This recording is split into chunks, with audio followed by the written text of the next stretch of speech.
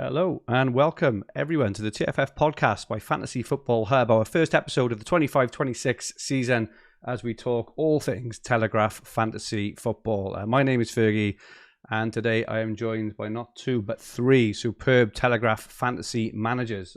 Firstly, the fantastic Carl Weeks. Carl, how are you? How's your summer and how's it been? Yeah, no, I'm very good. Thank you, Andrew. Summer's been lovely, lovely weather, nice and hot. Been down to the coast several times, so it's been absolutely fantastic. Enjoyed the Club World Cup a little bit and a bit of a break, and now just getting back into the gear for the new season ahead. And congratulations on the FA Cup win as well, Carl. Yeah, no, it's fantastic. It's a memory that will never be forgotten, and never dreamt that it would ever happen, but it did, and it's like absolutely amazing. And I had the opportunity to be there, shared the experience with my son. Oh my Excellent goodness. atmosphere, and it's like, that'll just live with me for, until my dying days, as they say. So it's All fantastic. all these years, Carl, we've been talking about Palace players, some tongue in cheek and some not, but to actually win the cup, players they did. They've got a hell of a team there. Are you excited for Palace for the coming season? I'm excited. The problem is at this stage, there's still a month before the window shuts, and there's always like so much speculation going on. But if we keep our squad together, um, then yeah, I'm excited. I think we can do things and have a fantastic season. So I got my thing. But whatever happens, I'll be there, and it's just a great atmosphere going to see them. Whether it's if we lose a few, it don't matter so much. It's just the whole experience of being part of the family, as they say. Of course. And they've got some really cheap TFF assets as well, which I'm sure we'll be talking about in a little bit. We have also got the fantastic returning Luke Wilson. Luke, hope you're well. How are you? How's your summer? Yeah, very good in middle of school holidays. So I'd love to say I'm fully enjoying it. It's all right. It's been entertaining.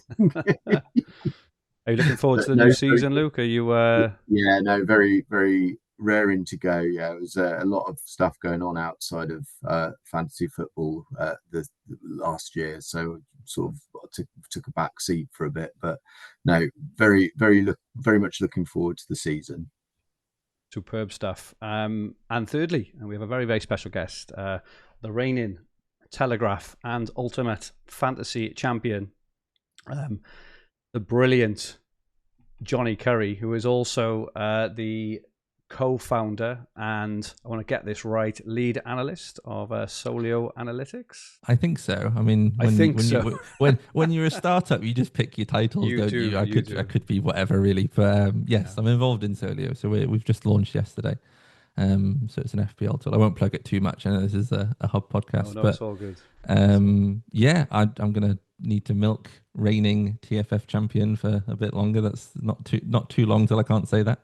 I suppose through the season. Anyway, yes, thank you for having me on, Fergie. No, Great it's to be here. absolutely superb to have you on, John. You absolutely smashed Telegraph last year, ran 5 teams, first, second, seventh, and where else did you finish? 13th and 19th, I think. I 19th, can't remember. great. I mean, once they're not in the top 5, then it's sort of probably not the ones I'm focusing on. But yeah, I ran them all the same until sometime in March, April. I think it was the FA Cup quarterfinals. Maybe I started to split them up. It was whenever Mateta had his head injury, because Okay. I bought three Ezes and 2 Matetas. I thought, okay, well, I'll start splitting That's here. really And then Mateta goes off, and I bought Cunha, and he gets a red card. And I thought, oh, I probably should have just stuck with 5 Ezes. That would have been better. But the team that won actually was that Mateta route. I'm not quite sure how it came back, but yeah, it was a good season. Put a lot of time into it, so it's nice to get the returns. But obviously, as all winners must say, there was a fair share of luck in terms of the way it went. But yeah. And you're also our ultimate fantasy manager. For those who don't know about this, it's where you combine an average of mini league standings between the Telegraph, FPL, and Dream Team. And where did you finish, Jonny, last year in all of those three? I know we were having a bit of a scrap for a while in Dream Team. Dream Team was fun. There was a point where I think when I was just ahead of you, where Carl was the only one who was beating me in any of the formats. Yeah, because he went and won the well. FPL one. Yeah. Couldn't catch him. So Dream Team, I was 42nd-ish. It was 40 something. Dropped off a little bit at the end. Tried to, I think, as you said on the pod with Paul earlier in the week, you said people try and go for the win and you just keep it steady. And I went for the win and dropped off, not the win, but top 10s prizes, isn't it? So I thought, why not? I'll give it a go. And then FPL, I finished, I think I missed 10k by 1 point, which I'm not too disappointed with given where I was. And I think I only missed it by 1 point because I picked, who did I pick? I picked Calafiori instead of Ben White on the last day. And Ben White got an assist and Calafiori hadn't turned up. But it meant I got Gvardiol off the bench, who got more points than White. So actually I was closer because I picked the guy who didn't play. But yeah, 10k, 40th and, first, I suppose. Absolutely. That's an absolutely insane record, Jen. I know we were just talking a little bit before we came on, about your fantasy exploits. So just before we start, do you want to give everyone, a quick kind of, brief on your fantasy journey? Because it feels like, from what you were saying over the last year or two especially, you've gone from, I suppose, enthusiast to professional stroke expert. Well, nearly there. I feel like my parents ask me what I'm up to, and I say I'm playing fantasy football, and they're maybe not best impressed. But disappointed parents. The Telegraph win was a big one because I got to write an article for the Telegraph and tell them I'd won some prize money, and suddenly they take it a bit more seriously. But so I mean, I've been playing fantasy football of some format since I was a kid. I think I remember played the Match magazine ones or whatever they were. And then a few friends at school played the official FPL game. Sort of fell off it a little bit once I went to university. People weren't playing as much, and then towards the latter half of university, I had a few friends who were playing it and got back into it. And I used to do a lot of sports myself. I was like athletics, but I did 800 meters. So I was often training like when the deadlines were on and stuff, and it wasn't the main focus. I wanted to win the university club mini league, but that was about as far as it went. But I stopped doing that a few years ago and moved up to Edinburgh for work, and actually suddenly found myself with more free time in the evenings and the weekends, and was tinkering around with stuff more and playing a bit more seriously. And then just as stuff's kind of built on, I was adding more formats, started playing some of the other ones. And then, I'm not quite full time with it now, but I got offered a good redundancy package from work last summer just before the Euros started, and I wasn't quite enjoying the job. And I thought, 4 months paid leave to watch the Euros and then figure stuff out seemed like a reasonable thing to take. And then suddenly Edinburgh Fringe Festival in August, and then the season starts, and I'm like, maybe I'll just keep doing this for a bit longer. I've got some savings.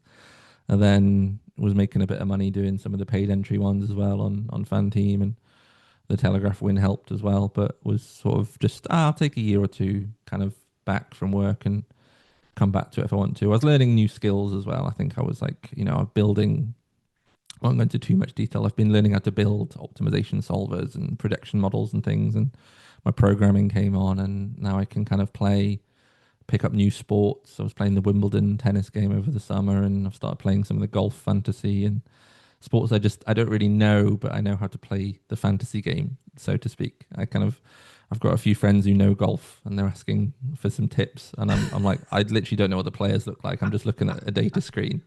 Probably not purist fantasy football, but I enjoy the football too. I make sure to go and watch some of the local games as well. And my dad's home team club have just been relegated to the 4th tier of Scottish football, but that means that there's 2 Edinburgh teams in their league, so we'll get 4 away games. So I'll be off to, if the pressure of trying to make some money playing Premier League fantasy is too much, I'll go and watch 4th tier Scottish football and remind myself that it's just a silly game we're playing, isn't it?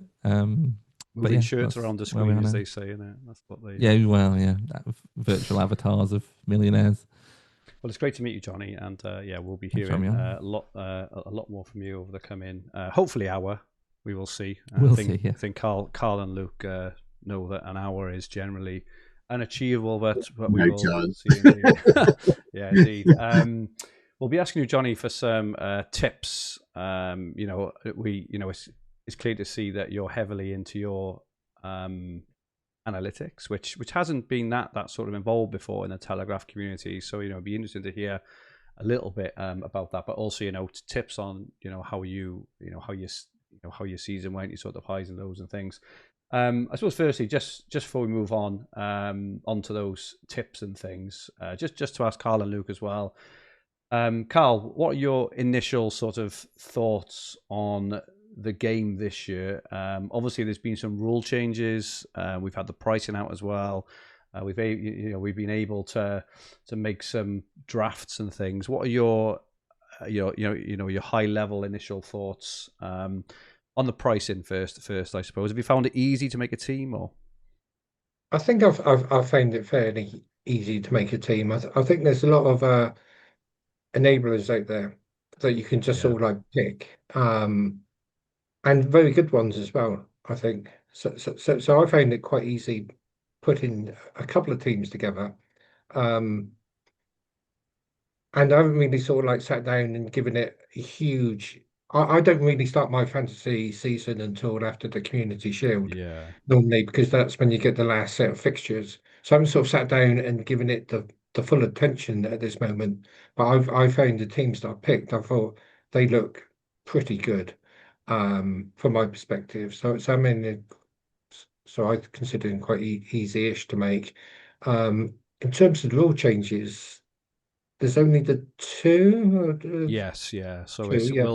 we'll touch on them in detail next. I suppose interested in, are they going to impact your strategy at all in terms of the increased transfers and? Well, yeah, I'll use them. So in that sense, it's mainly the League Cup, and I must admit, I really do enjoy the League Cup. But from a fantasy perspective, there's so much, and I'm sure we'll touch on later, there's so much rotation. I won't be overly focusing on it at the beginning of the League Cup. And I think during the latter stages, I think it's just going to be really chaotic and mayhem. And I think it's going to be really good fun. So I'm quite looking forward to it. And it's going to be more than ever to have the discipline to have a good solid team to start and to save up those transfers and not to waste them even more than ever. It's interesting because I suppose my initial thought is when Telegraph brought the rules out, their hope was maybe that it would provide more engagement potentially at the start of the game, with the second round and third round and stuff. But it could be because it could be actually provides more opportunities at the latter end of the season when you've got the semi-final and final and stuff sort of intermingled in with all these additional fixtures, creating these 4-for-1s, 5-for-1s even and things. Well, that's right. Yeah, it's like mid-season. It's like where the FA Cup starts. Yeah. So you have like chaos over Christmas, and that's when you get the semi-finals. Plus, you tend to like the League Cup. The final used to always be a blank, and it's like, oh, how do you sort of like navigate that? Now you don't have to worry if you've got your teams going there. Plus, quite often they get brought forward the fixture as well. So that's where I can just imagine a massive transfers being used. I heard you, I think, on the Nip and a Half podcast, sort of talking about at the beginning about there could be players like, well, I think you mentioned Wissa, or if Brentford's got a plum game and you see him playing, I don't think I'd be like making transfers in round 2 or round 3, unless it's a player I really wanted anyway, and they've sort of come on my on my radar that I want. I wouldn't sort of say, oh, they're playing Plymouth. That's 6 goals, because I have to get rid of them. That's 2 transfers gone. Yeah. And I'm not. That's why I'm going to sort of tend to be more Christmas focused. Always knocking Argyle. Come on, Carl. Yeah, when I said it, I did realise. We win the league. We got Wayne Rooney and relegated. What a great season. What about yourself, Luke? What do you think of the pricing? And have you found it easy to make a decent team? Yeah, it's an interesting one. So I've picked out 4 teams that I think are so I called out Everton's defence, and I know it wasn't brilliant all the way through the season, but from a value perspective, they were really good value last year. I I've looked at the prices. So I think Everton, Palace, Bournemouth, and Fulham are have got the kindest pricing this year. I think there's a couple of other things I've observed. So the premium midfielders seem to have generally had a slight increase, so are much closer to the kind of Ollie Watkins at sort of, I can't remember his price, but high fives, low sixes. So there's a lot more of the midfielders are in that sort of bracket now, which means it's a bit harder to get a team of lots of good value midfielders and defenders like we always used to. The other thing that I think is more of a call out, because the last couple of seasons, those premium defenders that me and Carl have sort of consistently gone after for donkey's years, they haven't hit the normal 200 plus mark that they usually do. So from memory, I don't think a single defender got over 200 this year, last season or the season before. So I'm going to keep a watchful eye on which of those defenders come back. And obviously we've lost Trent, who's a lot of people's favourite. But so yeah, I think I'm going to be starting with a lower budget defence, because I think there's a lot of value, particularly in Everton Palace there.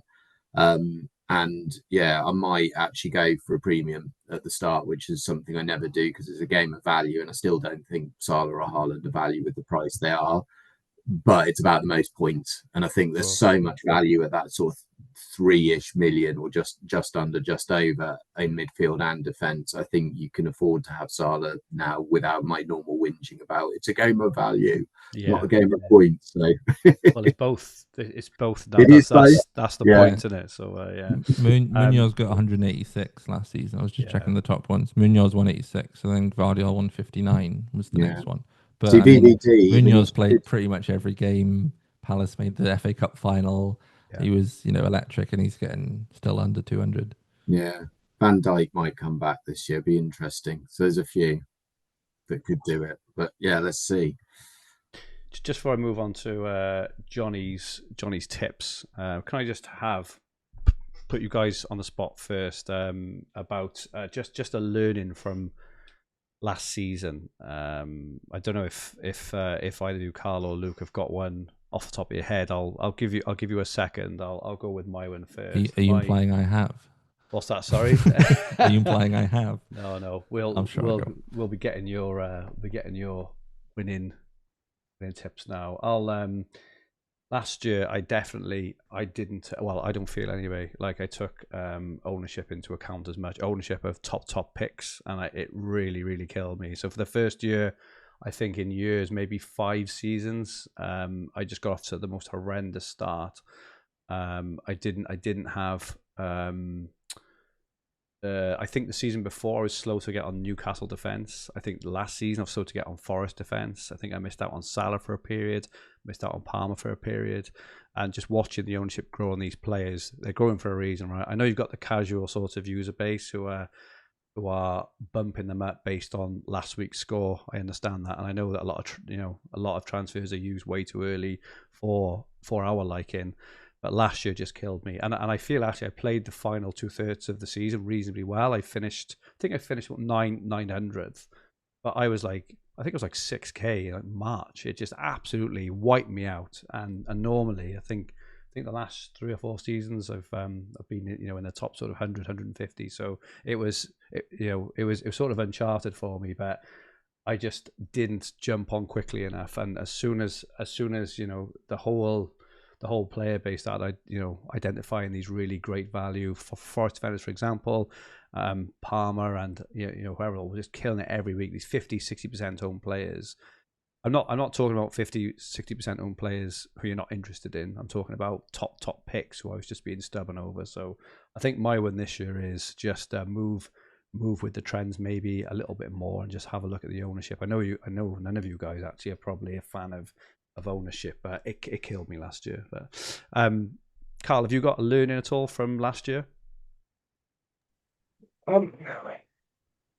Sort of. I can't probably articulate it as well as yours. I'm never overly worried about ownership, but I understand your point about moving on to the players who are performing well. My learning is, I thought I played really well last year up until about Christmas, and I think is I just fell apart, and I'm not quite sure what it was, but it could have been I started making my transfers too much based on evidence of what I thought may happen rather than waiting for the evidence to appear. And what I mean by this, I had near enough a Palace block defence, and when Chilwell came into Palace, I moved Mitchell out straight away. Oh, okay, that's interesting. And that was a mistake, and that because he kept his place, he only like missed one game, and that then had a knock-on impact on the rest of the team. Of course. And maybe I should have sort of like been a bit calmer. So that's my main learning. My other one was very similar.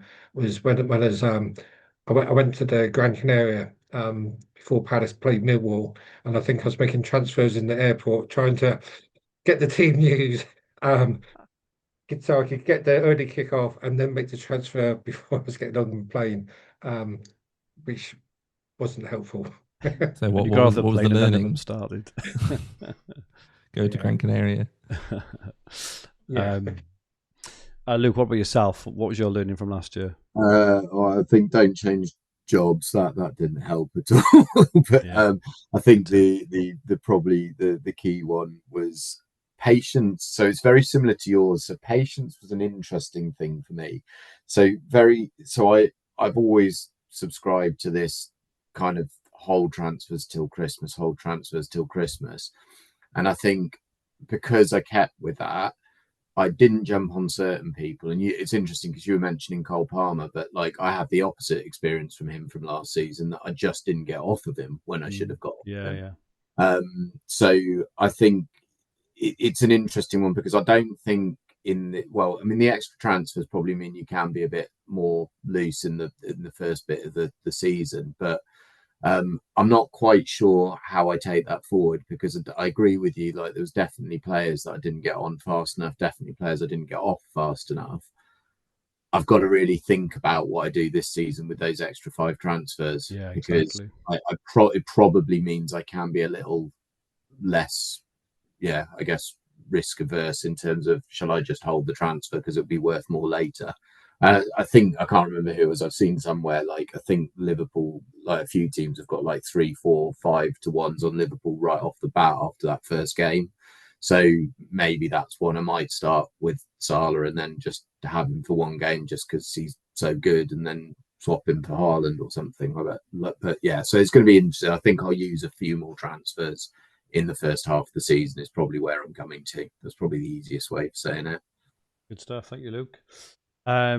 Jonny, how do you play the perfect Telegraph season? No, I jest. I've no idea. Obviously, I don't know. but, no one's played perfectly, have they? No, sometimes you look back at the perfect, like, possible amount of points, and it's about 2,000 points ahead of what we can do. So, I think I'll add on the patience one. I have another one as well, but to add on to the patience thing, I think something I found when I was first learning the Sky game, which is obviously a similar transfer strategy in terms of the way you hold them and you can move between games, was almost like an if in doubt, do nothing, like waiting. And you can usually wait another week or two.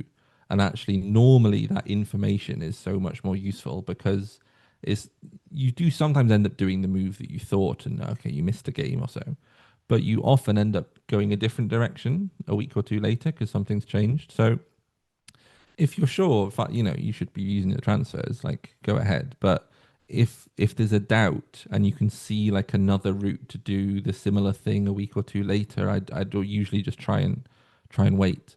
So I think I had like a Saliba red card or an injury, and I was like, I probably just want to hold him, and I'm not entirely sure where to go.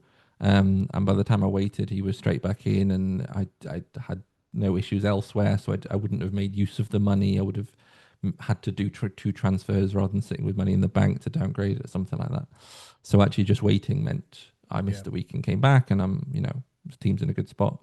But I think the learning I found partway through the season was actually, like, don't undervalue the tackles for the midfielders. I think this is something that's coming in, and I'm quite excited about the FPL changes, is because all the players that seem to be coming up a bit more useful in FPL are all the players that I had in Telegraph last year. So Elliot Anderson and Yuri Tielemans and Illiman and Di, and Bruno gets a bit of a boost, and these kind of guys. I'm like, this is like my Telegraph team last year. So actually, I think occasionally there's a points where, okay, I can kind of maybe go here or maybe go to this one. I had Alexis McAllister for a little bit.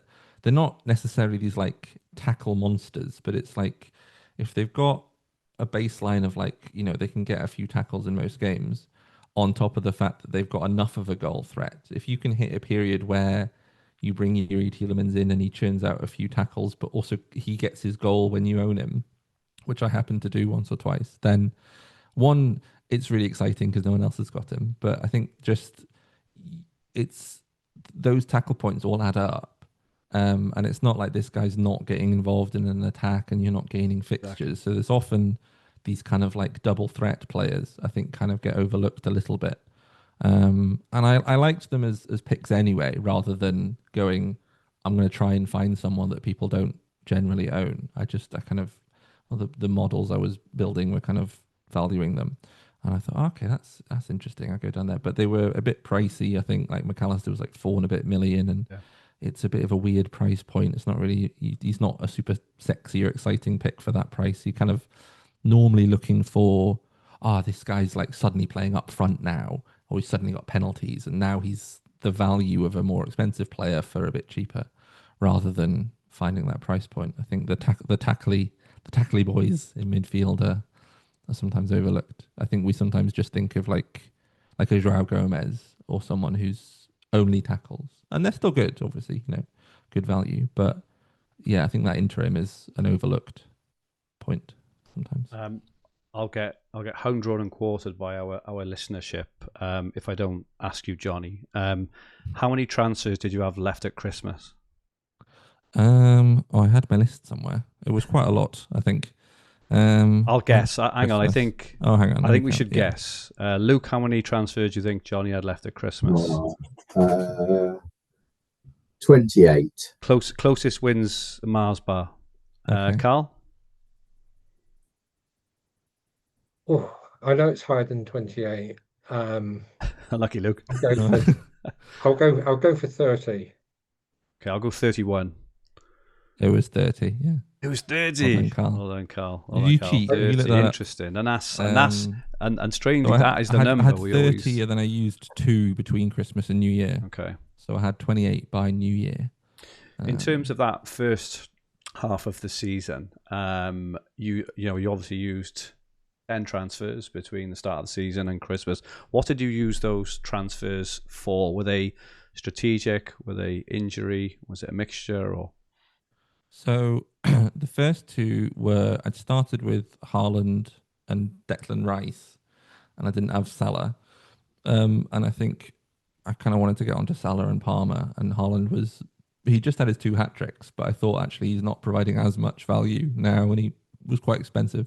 And Declan Rice, I think, was maybe over attributing the tackles, and he wasn't on as many set pieces as he might have been. And I thought, okay, actually, like, he's still good, but I want to move off him. So I got to Salah and Palmer, and then, well, this was a good start. They went on their own tears. Palmer got his 4 goals, and that was a good start. But I only used those 2, and then I used 4 in one go over a weekend, where I did bit of a restructure, was it?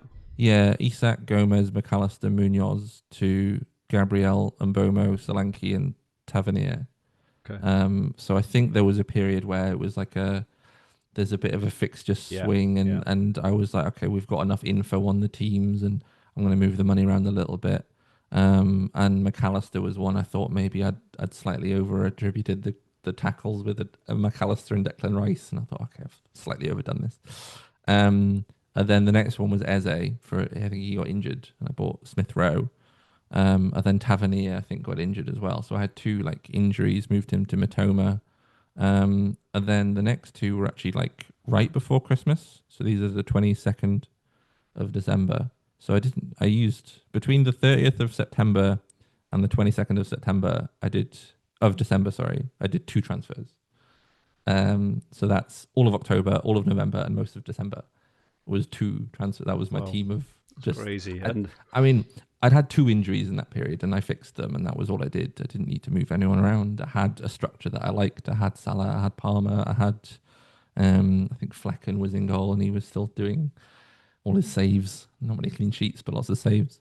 So the next ones were actually I moved to Trent and Illiman and Diai. So I think that was when it was after Everton Liverpool had been postponed. So it wasn't sure when they were going to rearrange it, but I thought it's coming soon or some point soon.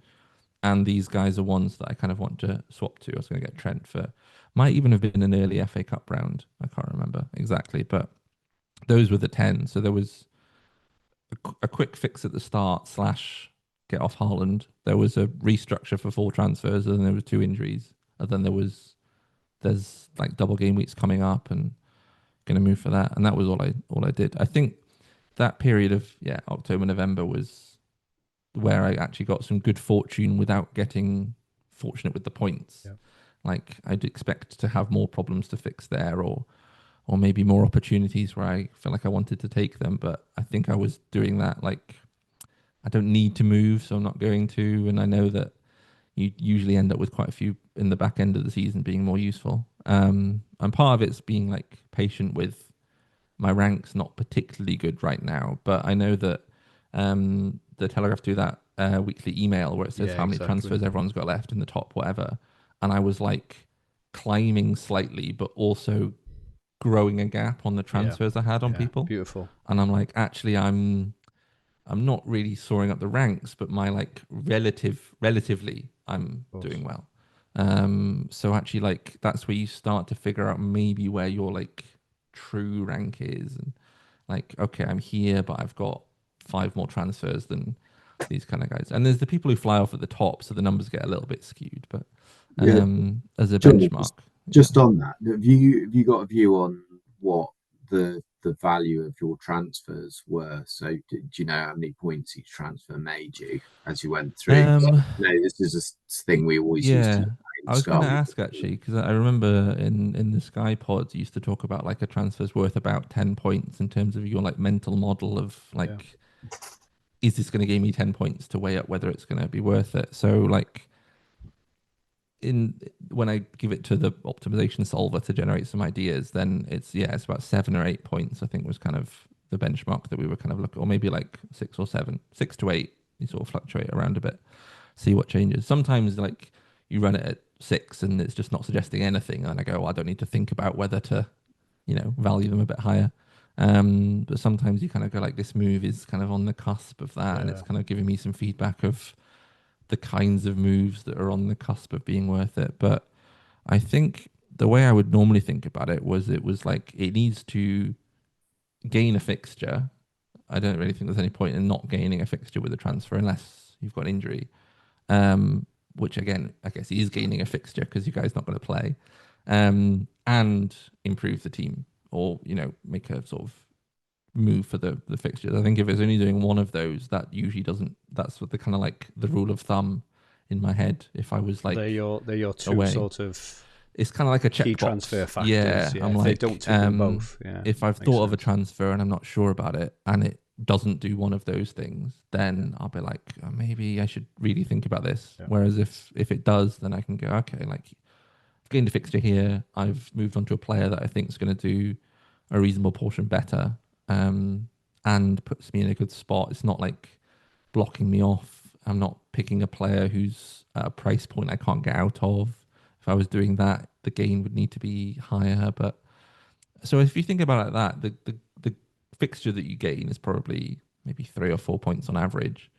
And then the improvement over the next, I don't know, 6 or 7 games would be, a point or 2, maybe a bit more here or there. That gives you kind of 6 to 8 range. But I think that's a really nice sort of conduit between the sort of eye test traditional player like myself, but I've actually looking into how analytics can actually help is just having by breaking it down like that, the extra points, the extra fixture, and just trying to work out very roughly over these extra games how much you get. At least it gives you as you say, some kind of bar, some kind of checkbox, the 2 or 3 things, should I make this transfer, yes or no? Because I find sometimes that emotional transfers tend not to work, the ones where you've just had a bad game.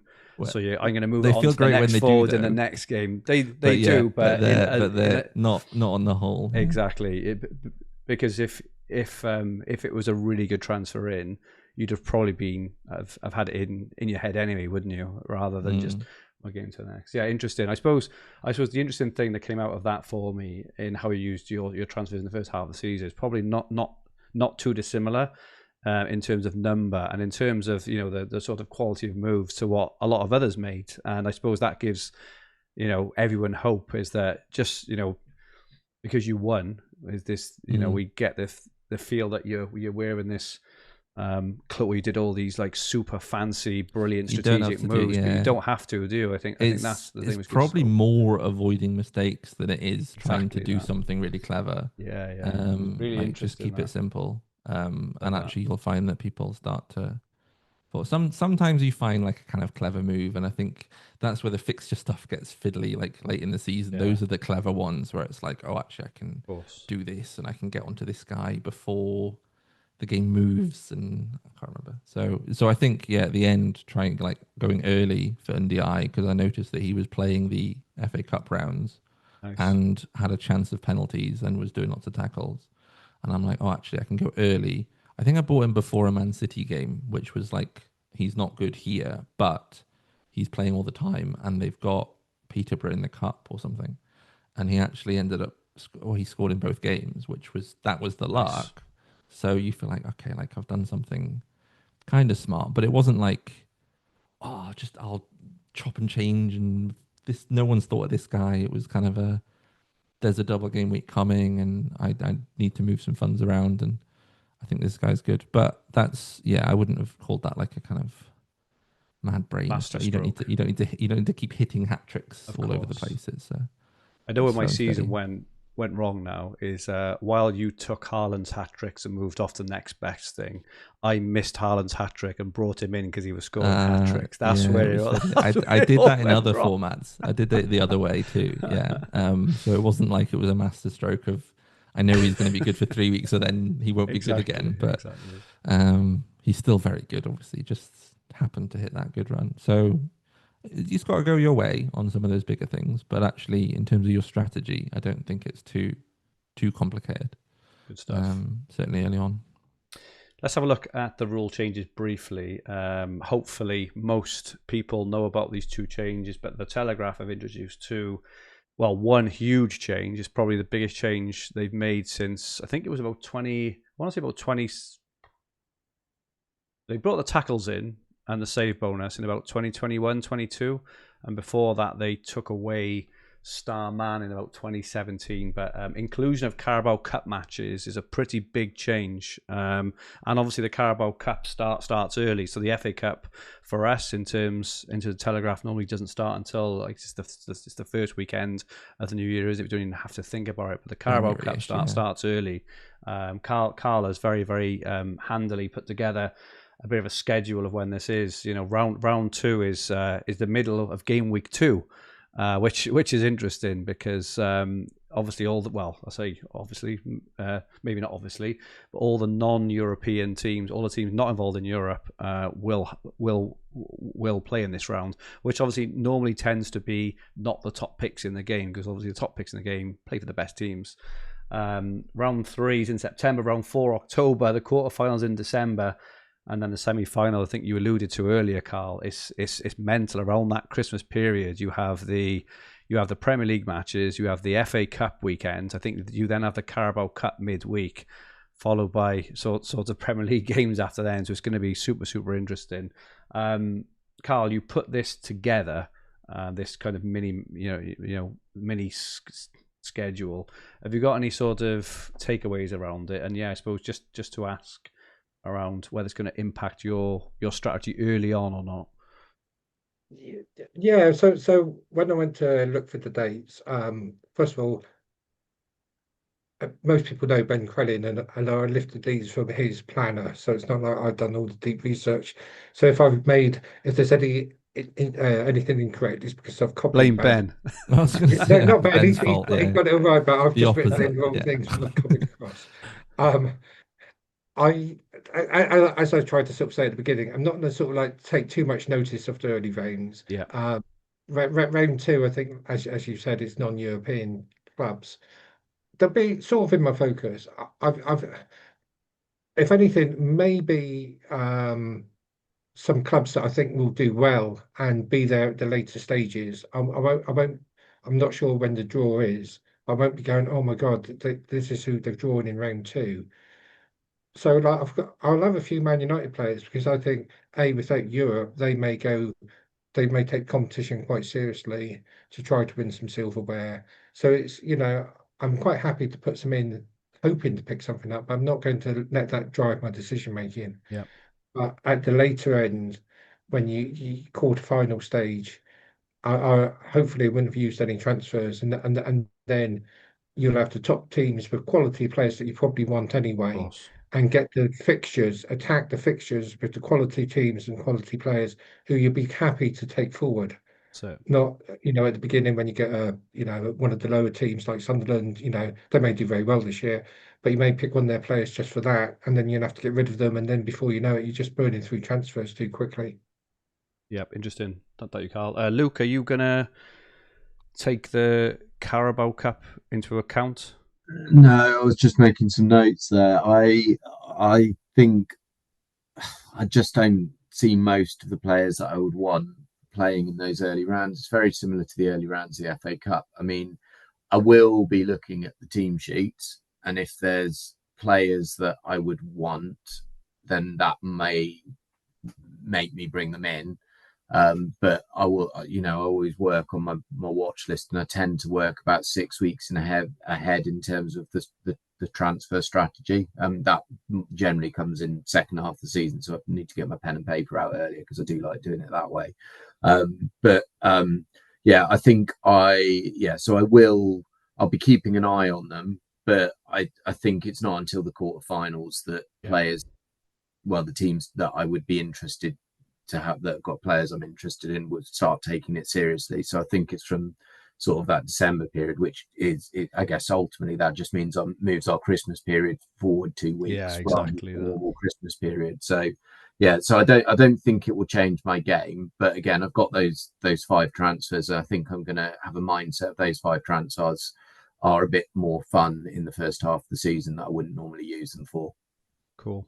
How about you, Jonny? Are you making any picks, any sort of first draft picks based on the Carabao? Yeah, I think I'd kind of thought of it almost the other way around in terms of less likely. I don't think I'm going to use any transfers on it, but I might start with some players who have a chance of getting that extra game, because actually if there's a player that I thought I might want who might start in this round, then I'm like, if I don't pick them, there's only 2 games before this round, the Game Week 1, Game Week 2. So if I thought they might start and I might want them, then I should probably just start with them rather than like someone's got to be quite a lot better over those first 2 games in order to start with them instead. If that makes sense. So maybe there's a goalkeeper that I want or I would like to get onto them, who might start. Then I should just start with him rather than going, okay, well, I'll put another goalkeeper. I'll put in some guy who I think I might want, and then if he starts, I'll hop off and go over there. Because I think the chance of an extra fixture is worth a little boost to those guys. So if it's kind of close between 2, then I might pick someone who's got the chance of that extra game. So I was looking back through the round 2 ones last year just to see kind of who was actually playing and which backup goalkeepers were playing, which ones were playing full strength, and what kind of, who played full strength early on. It was quite useful in Dream Team last year. I know Palace went kind of near full strength and Eze was doing really well. Obviously they're in Europe this year, so don't have that early round. But I think there will be a few where I probably don't want to hop on. If I get an injury in the first 2 weeks, I think it's a great opportunity to make a gain with the injury rather than just fight the fire. and go, okay, like I can get on this guy who's starting, and he looked good anyway. But I don't see it as like I'm going to book some transfers in or have a slot, and people kind of have like a floating spot. Like this is the guy who I'm willing to sell. I don't think I'll do that. I think I'll kind of mentally boost the guys who might have this extra fixture in my head in the kind of closer calls. So the defenses you mentioned early on were ones as well that I was looking at, but actually like Everton and Fulham both have this potential extra game, whereas Forest and Palace are playing Conference League or Europa League. Or, well, sorry, that's a touchy subject with a Palace fan on. Yeah. My bad. Yeah, that was a Freudian slip. But yeah, they're playing in Europe, so they don't have this second round. So if I was, Nico Williams and Tarkowski are quite close in price, so I'd probably pick the Everton defender, because if it's close, but he might have a home game against Plymouth, I'll pick them out as well. Then you just slighted Luke's team as well. That's, on everyone. That's impressive. That's two of you. Come on, Fergie. A double slight in 30 seconds. Fantastic. Yeah, but if it's close between the two, and I think, okay, I'm not sure which defence to get, and one of them might have an extra fixture, then that's kind of helping me decide, I think, mostly. And also based on the research you sent over, now we've got on screen for all our watchers, Everton were only one of two teams in the Carabao Cup early doors last year who played near full strength team as well. They haven't got the same manager. It's probably worth pointing out, obviously they're back with Moyes now, but according to this, it was Everton and Bournemouth. I'm lying. Everton and West Ham, who played Bournemouth, were two sort of near full strength teams. West Ham did play. I mean, they had Areola and Fabianski. So Fabianski played the keeper, but the Bowen played. It was kind of full strength. I think the one I'm interested in is Bruno Fernandes. He's probably the one I'm looking at, because United without Europe this year, they've got decent fixtures either side as well. And they've actually got a 3-0 over two teams in that period. Not that I might hop on and off, I'm not talking about that. But having that amount of fixtures so close together right at the start, to your point, if players like Bruno, and I'm sure we'll touch on other United players now, if he does get the start in that and get a home tie into League One, League Two, so I can get a goal and assist and a bit of tackle bonus, that 11 points basically for free is so invaluable at this period of the season. Even if it's 4 points from like playing and getting some tackles. I'm just being greedy there. Yeah. Oh yeah. No, obviously you want 11, but like even 4 is like useful. That's enough of a boost to go like, I'd rather have him over someone else. I think also Pickford was the one that I'd highlighted here. He's in my draft later, but I think João Virginia is probably not as good a backup as Mark Travers is, so I'm still not convinced he will. It's not a sort of, Everton will start with Pickford. But yeah, the keeper looks a bit of a tricky one. But there's a few here who do definitely stand out as like Semenyo maybe, or like Ndiaye if he's still at Everton. Like there's a few players who do tend to play the extra cup games, so not to expect them to, but it can lean you towards picking these kind of guys and seeing what happens. Whereas, I think Wolves, I'd looked at a few Wolves players and realised that actually like last year, they just didn't. I mean, it's a new manager as well. Yeah, new manager. But they played quite a weak team. So even like these midfielders, they've got João Gomez and Andre, who seem to just play every Sunni staple of the Wolves team, as far as I can tell. Didn't even play this cup game. So next level analysis, picking Pickford because you don't think that Everton's reserve keeper Virginia is going to get the start. I mean, that is, you can tell, Johnny, that you're full-time fantasy football at the moment. That is next level. But really interesting. Too much time on my hands. Yeah. No, I think your point around the 50-50s, Forest and Everton, is a really, really good example there on, how you can actually potentially get, that bump and good start. So, yeah, good stuff. Think it's a good addition. Personally, more fixtures, more points. For me, it's what we all want. I know the Telegraph is a purist game, right, at heart, but I do feel this has made it more interesting, more engaging, and that period over Christmas now is going to be so much fun. There's going to be transfers flying around everywhere. So, yeah, really good stuff. You were kind enough as well, Jonny and Carl, I think, to just take note of a few positional changes. So it looks like this year, which I think the Telegraph player base were crying out for, was to move some of the forward spots last year, which were kind of locked off towards the end, back into midfield. And Telegraph have listened, and I think we've got looks reasonably similar to a bit more like FPL, what we're sort of used to now. A lot of the wingers are back in midfield. You've got some really good attacking options back now in midfield rather than being sort of locked up front. Carl, just want to run through a few of these. Any kind of standout players?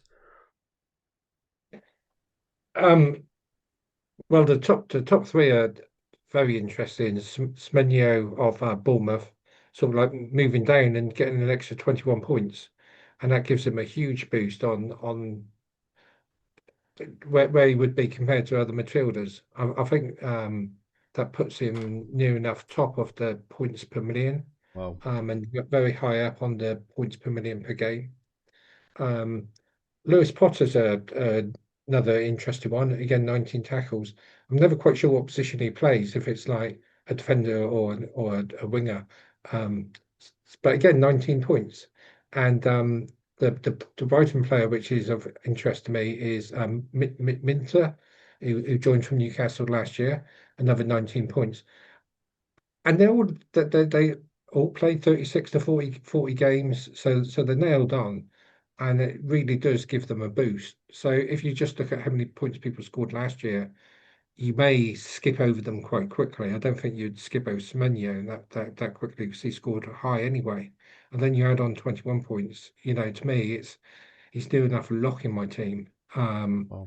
And others are very well worth consideration. And then you've got Morgan Rogers in there, another 13 points. Yeah. So I don't think he shows up on FPL, because he gets like he picks up a few tackles and stuff, probably not enough to hit their threshold. Yeah. But he does within the Telegraph. And so I was quite interesting just seeing that 8 points. So yeah, there's those people who've changed position, definitely worth keeping an eye on, because if you just look at the points, you'll just skip past it.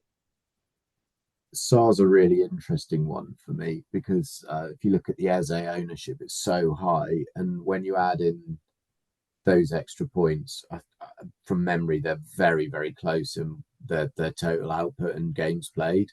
And from memory, he's about 2 or 3% owned versus Eze close to 20%. He could be a really interesting one if you want to go slightly different.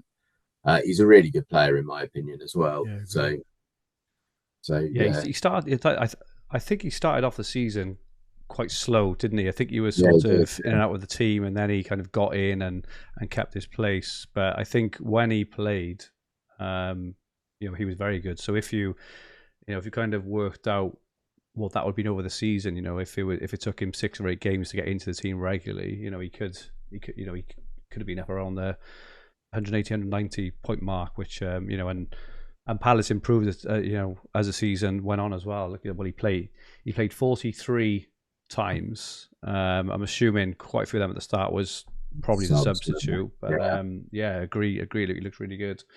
Jonny, any observations on the positional changes? I was quite surprised by Minter. I think when I'd found the list of players to check, I was like, okay, like there's some that might get tackles, and then I was like, well, I'm pretty sure Doku's not going to get. Well, he got more than I thought, but there's the winger types, and then there's the not all action midfielders, but the guys who might get tackles. Or Lewis Potter often plays as a wing back, but I'd forgotten that Minter actually kind of almost played as a wing back occasionally, and gets a bit more involved than I thought he did. So he's definitely one to watch if he gets a bit more. I feel like he plays a lot of games, but he's still not quite the guy that you want ticking over playing almost every game. But yeah, Semenyo is one I'm definitely interested, especially at that price. But I think Lewis Potter could be quite interesting if he is playing a bit because he was almost a defender in FPL and a forward in Telegraph at one point with the provisional list. Yeah. where is he playing? What does he do? So if he ends up further forward, obviously he kind of loses a bit on the tackles there. But if they've got Wisser and Wisser might be got Shard, Damsgaard, Thiago. Like if he gets more involved in that attack, then he could be, because he's 2.6. Like he seemed to play most of the games, and at 2.6 you can do quite a lot else with that. Whereas I feel like like a Doku and a Brennan Johnson, I didn't feel like it kind of made them that much more, like they're still, they're about as good as they were.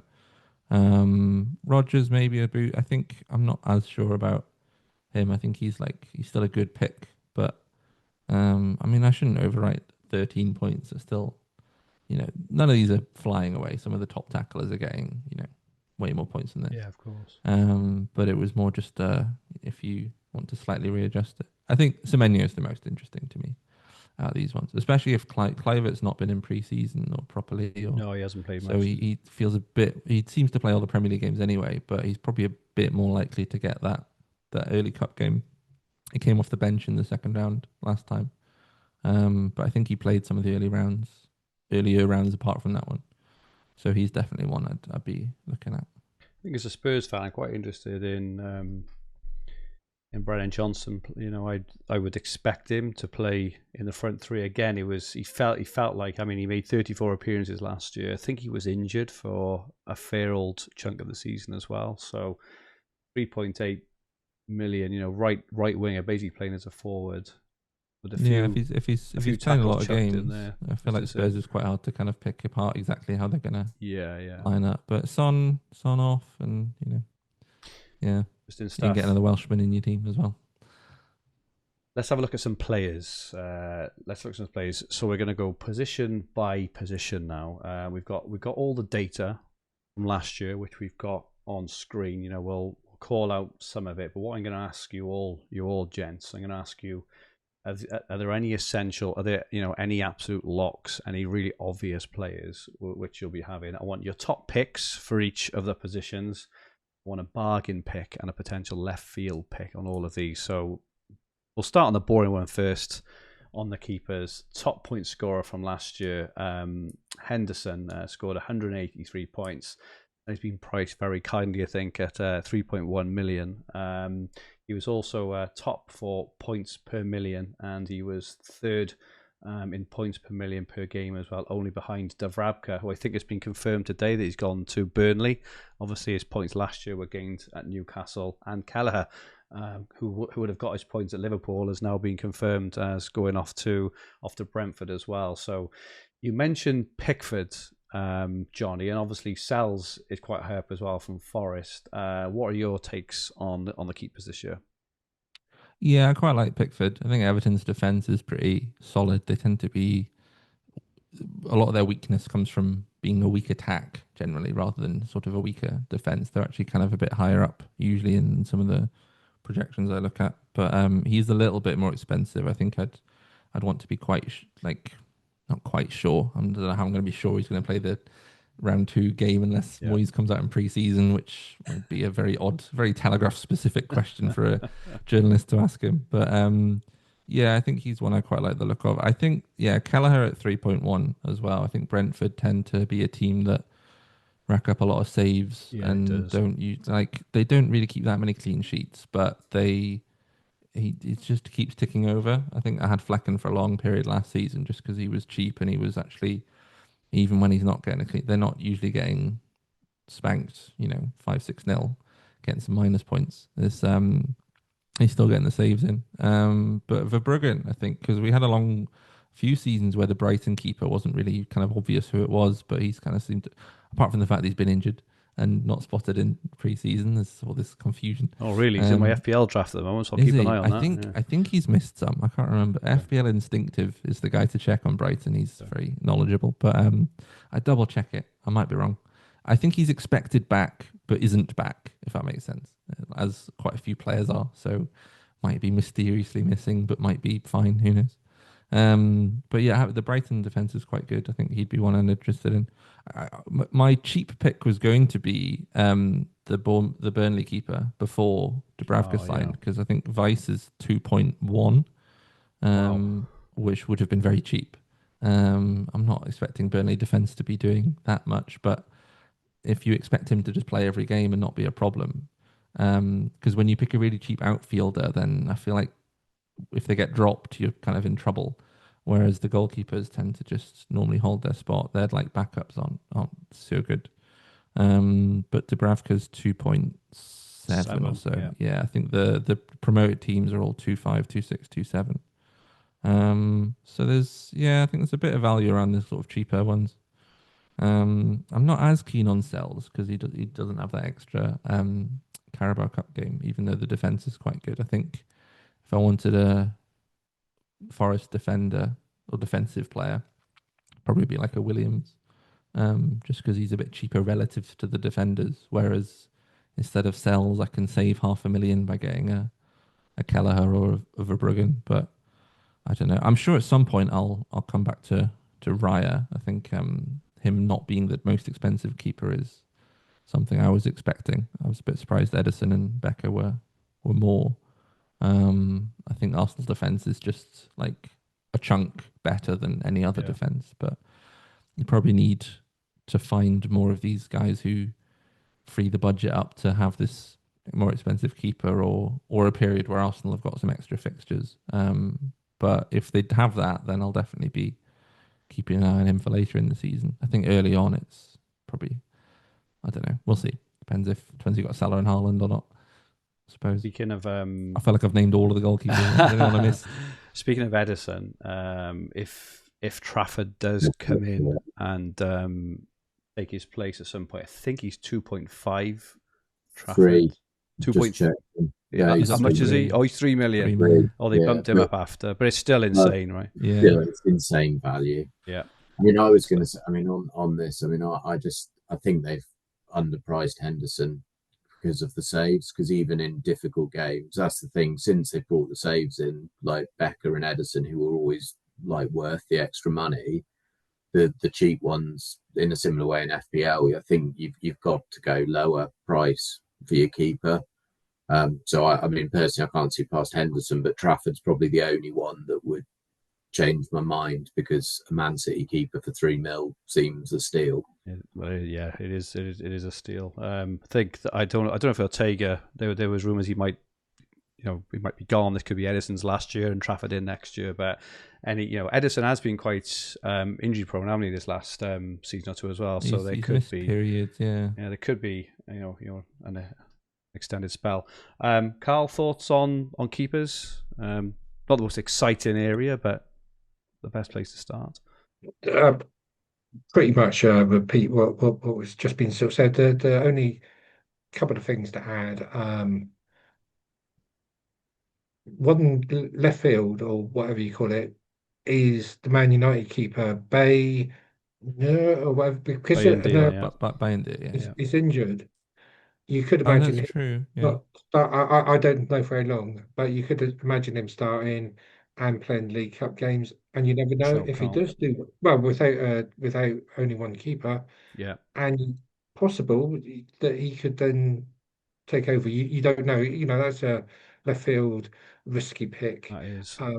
Most of the other names you mentioned, except for maybe Pickford, you could imagine being rotated through the League Cup, so it's not even that much. Henderson is a good pick, and Leno's always picks up saves as far as I can remember. I think Palace will be okay. Everton, I think they'll be good and no problems there. I think, considering Moyes' comments, I'm not quite sure they'll have the best of starts because he doesn't think they're ready yet. But yeah, it's quite a thin squad. Yeah. Good stuff. Are there any essential players? I know, Luke, you're really, really hot on Henderson. Is he essential for you? Is he the only one you're looking at? Obviously, Trafford aside. I just think the price there's not, like, I've not wavered on him on a single draft, even the budget team. Like, so for me, he's too cheap compared to the others to not have him. Yep. Henderson, Pickford. Johnny, you like Pickford. Carl, have you got a pick I outside like of him, but you got a pick outside of them, Carl? well, No, those would be my favourite options. In the team that I picked, I've got David Raya, but he won't be playing in the League Cup games, that's for sure, or the FA Cup. So open for debate, but that's where I am at the moment. I think Sanchez is probably one I just throw in the mix as maybe a left field pick. Chelsea seem to have definitely improved towards the end of the season. Obviously, won the Club World Cup, and if they, if he stays and he's number one, I'm sure that Chelsea are going to have periods of clean sheets. So I think he could be I think he could perform as a premium keeper at a sort of mid price at some stage in the season. So I'd shout him out, but I'll take past Henderson. Is there a small chance that Kinski is starting? He's 2.7. I did hear today, I'm sure I saw somewhere that he's more or less agreed to leave Spurs unless I'm going absolutely crazy. I think he was the 4.0 keeper everyone was putting on their FPL benches for a while, and I thought, is he? Have I missed something? But I just another one I remembered. But yeah, seems like probably not. Cool, good stuff. Let's move upfield a touch then to defenders, and Munoz almost a clean sweep across the board, but he hasn't had the price hike maybe that we maybe expected. 3.7 million is still really good value. 186 points, crazy performance last year. Carl, start with you on defenders. What are your thoughts on defenders ahead of the coming season? To me, my defence is the last place I'm really looking to fill in my positions. So I think it depends on where you've spent your money elsewhere, what you've got left over, and you'll probably see from my team later on that I've just gone like it's going to change, but I've just gone blanket Arsenal defence and Arsenal goalkeeper because I didn't know what to spend the money on. On another team, I've gone. I think Palace are a very good value for money here, and you can sort of see in the defence there. You've got Chris Richards is an absolute bargain at 2.6 million. It's unbelievable that he's priced at that much. And he missed it. He missed the beginning of. It's not that he missed it. That he didn't play as much because we had Chalobah, who then went back to Chelsea, and he was just regular thereafter. He has played in centre midfield, and you've got Munoz. It's like, what can you say about him that people don't know? He's an absolute beast. Scoring goals, getting forward. So yeah, I will tend to be going more for block defences. I think, just because it's more variety, more volatility. So, and I think Forest will do well. Yeah. I still think they'll continue doing well, and you see them there. I mean, on the whole, unless I've got loads of money, I won't be going for the big hitters like I used to. Makes sense. Luke, are you any interesting thoughts or picks in defence? I mean, I'll come back to what I said at the start. I think there's the three Everton lads, 2 at 3 mil and 1 at 3.1 from memory. There's lots of Palace options, and I think Munoz is probably worth the money. I was interested in Richards actually on Carl's view whether he'll play, because at 2.6 that looks great value. I also like. I'm trying to think if he's here. Can I see him? Robinson.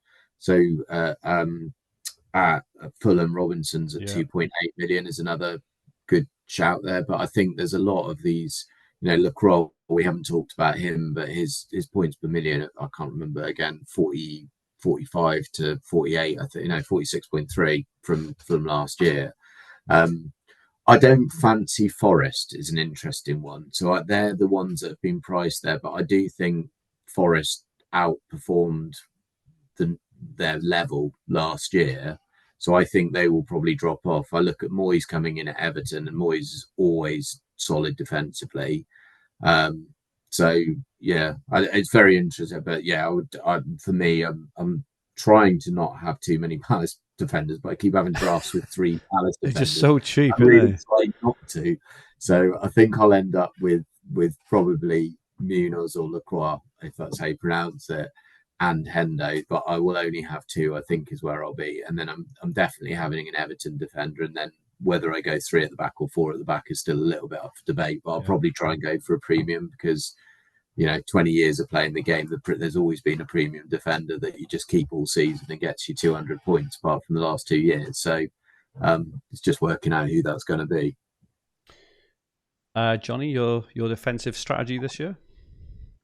Yeah, I think it's kind of similar to some of the keepers in that it's these like solid defenses that are a bit cheaper rather than some of the premiums. The Arsenal defense, I think, is still quite good, especially Gabriel if he's back and playing. But I know he's missed a bit of preseason. He's got such a good offensive threat. You pop up with a few goals, and I think Arsenal defenders you can often just leave in for a while because, they're keeping clean sheets regardless of the team. Obviously, more likely in an easier fixture, but. But I think, the most interesting ones at the top and the bottom are probably some of the new transfers. I think Frimpong he's quite a bit cheaper than Virgil van Dijk. I can't remember exactly what price it is. Frimpong is... I think it's like 4.6 or maybe 4.4. Yeah. I've lost him. Kirkers is 4.1. It's 4.4 Frimpong. 4.4. 4.4. Okay. Yeah, so it was Virgil's 5.2. So I think if he's playing attacking right back most of the games, that's crazy. He's probably the only premium defender I'd be interested in from the start. And then down the bottom you've got Truffert, the really cheap. He's the really cheap one for Bournemouth, 2.3. But I do think there are a few because you can kind of get stuck with that 2.3 if you'd I need to make 2 transfers to raise some budget, but. There are a few options at 2.5, 2.6. You might not have to go too high. I think Vandenberg plays for Brentford. He's 2.5. He might be a reasonable option. And maybe Walker Peters. I don't know if he's necessarily going to be playing for West Ham, but would be another one around there. And then there's Richards at 2.6. Goodmanson for Leeds at 2.6. There's enough defenders who are likely playing that I think as long as you've got a route out of Truffert, if it turns out, he's signed to be the starting left back. I'm more worried that he gets an injury and I'm stuck rather than have a replacement. But I think those are the guys who probably would take me away from the 2.8 to 3.3 range of mid-table teams who have stronger defenses. So an Everton or a Fulham or a. I do think Forest were not as good as they were last year, but they've got quite a kind opening run of fixtures, so I wouldn't be averse to them without expecting them to be, doing what they did last year. I still think they're reasonable, potential value. But I think Everton, Fulham, these kind of guys have got some pretty solid players, especially ones who I think, if I can pick the guy who ends up playing the cup game, I think Anderson is someone who tends to play. Joachim Anderson for Fulham is often playing some of the cup games, so could potentially go for him over Robinson, who I think they've got more options at fullback. Perhaps if it was I wanted a Fulham guy, and especially if everyone's going for Robinson, it's sometimes quite nice to pick the less sexy defender, and then he gets a header and you feel very smart. Or Robinson gets 2 assists and you feel very silly. Good fun. I think it's going to be these 3 million defenders and probably only 3 of them. I think there's the midfielders who cost about the same price. I think are just better value. I'd rather have another Semenyo and another 3 million mid than to put that same 3 million in another defender. I think the only reason I'd do that is if I was trying to build a bigger defensive block. So if I decided I wanted a Palace defensive block, then I might forego whichever midfielder was about that price to get another Palace defender to really go in on them or something like that. But it's these cheaper guys mostly, if not Frimpong or Truffert, probably. Interesting. A couple I'd maybe add on. I think it's reasonably obvious. Palace value looks absolutely crazy. I can see a lot of blocks there starting off, and Everton and Forest, as we say. I think Dorgu at 2.9 at United could play a big part at some point in the season. He's one I'm contemplating starting with because of that potential extra midweek game. Though, is that the game they give to Luke Shaw? Just as an example. But I think he could have a part to play. I think if he was I'm not sure how much Luke Shaw is, but I'm guessing he was probably priced as the starting left back. Is it Shaw who it would be the starting left back? I can't think so. Shaw played left centre back there because they were playing sort of, I don't know, 3 or 5 depending on the way you look at it. But Shaw was playing the left-sided centre back, and Shaw's 3.9. 3.9, yeah. Seems like a guy I'm just never going to own. But yeah, maybe though he was priced as the starting left back. They can put Dalot left wing back. Yes, if that's probably the only other one. Or the new guy, Leon, the new signing. Yes, saw that. Yeah, Leon. Probably He's won't 2. play that 5. much, but he might get the cup game. Yeah, I think if you're looking for a team who might surprise us this year, because obviously last year it was Newcastle and Arsenal, and the season before it was Newcastle and Arsenal. Last year it was Palace and then Everton and Forest. I think if you are looking for a team this year who I think could improve and be a surprise, I do think that Spurs have the potential to improve under Frank, and I think that players like Porro. I think I'm not saying to start with them, but Van de Ven is 3.3, Udogie 3.1, Romero is 3.4, and Porro I can't find at the moment. Why can't I find 3.8? 3.8. I think they could prove value at some point in the season. And the other one who stuck out for me was Lewis Skelly, Arsenal defender, assuming he gets that left back spot. 3.6, I think he is, which is super cheap for a starting Liverpool starting Arsenal defender. Assuming he does start, the vast majority of the game. Yeah. So if Van de Ven does his hamstring again, then Danso's 2.8. Who might end up being okay, interesting. So sometimes it's these defenses where the backup is quite cheap and your sound's gone, Fergie. Sorry? What was that? Sorry, Carl? Maybe it's my end. It's your end, Carl. My end. Oh. Sorry. I can repeat it. Brilliant. It might have been me. My internet has been playing up a touch, but yeah. So are there any essential midfielders? Is there any player that we're all having? Are we all on Munoz or not? He seems like a bit of a set and forget, although he is a bit more expensive. Is anyone not going with Munoz?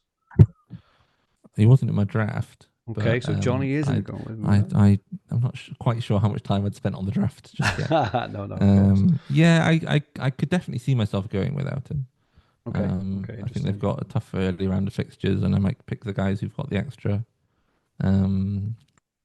potential fixture, but might be a guy I'd move on to if I kind of had a problem. But I don't know.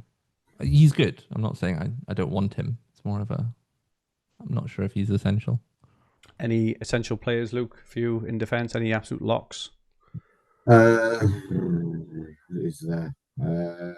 Munoz is probably the closest I've got. I think I will have. I'm going to start with an Everton and a Palace defender. I know that. Yeah. I just don't know which one. Carl, any locks for you in defence? No locks. I haven't got Munoz in the draft that we've got later. As you sort of say, I will have him in some teams. He's great value, but there's no locks in this position. Okay, let's move on to midfielders. Top point scorers from last year. Bruno Fernandes scored 193 points. Cole Palmer, who by his standards had a very, very disappointing, second half of the season, still managed 182 points. Jared Bowen, he just seems to do it year on year. He goes under the radar, don't he? Not for Johnny. Sounds like he jumped on him at the right time, 177. And Eze, who had a stellar second half of the season, scored 174 points. Points per million, Semenyo and Kluivert at the top. The Bournemouth boys. I think it's fair to say that they outperformed, but they had a sensational season at a really, really cheap price. Points per game per million. O'Reilly of Man City, who obviously barely played the odd FA Cup game. Kluivert, Murphy, Semenyo, and Monetzi came in, I think, in the second half season for Wolves as well. But it's the Semenyo show. 3.1 million. Luke, do you want to kick us off on midfielders? I'm going to come back to Sarr, because if you factor in the change of position, he's on 160 something, which puts him up in that top four from memory. And I thought he was closer in price to Eze, but you're saving 0.9 million there. So I think if you're looking at Eze, I think my advice would be don't get Sarr based on what we've got on there. I think then the other one, I think Bowen is the other one that I would pick out if you're looking at those sort of 3-4, because I'd probably put Saka in the mix as well. I know he got injured for a fair chunk, which is probably why he's not up the top there. But Bowen, again, you're saving 0.7 million on the others, and his output is about the same. And he's towards the end of last season, he was almost playing as the centre forward. And I think they've moved him off the right. I think from memory, he plays on the right, and he's moving into the centre more. So he's, I know FPL have reclassified him as a striker this year. So I think Bowen would be probably going for the less sexy one. So I know you guys always know what go on about Steve Malbron, but less sexy teams, but just the same output. So I would go for Sarr and Eze as probably the two picks out of that lot. I'm obviously looking at Cliver and Semenyo as well at their cost, but I'm looking more at that premium range for those call outs there. Yep, nice shout there, Carl. Jonny, thoughts on midfield? Yeah, I think I do quite like Eze. I think if there's a bit of back and forth with who's taking penalties with him and Mateta, and maybe that will continue. There's not really anyone has them, but if we think that Eze does end up being the penalty taker, then I think that would be enough to make me pick him over Sarr. But yeah, both really good options.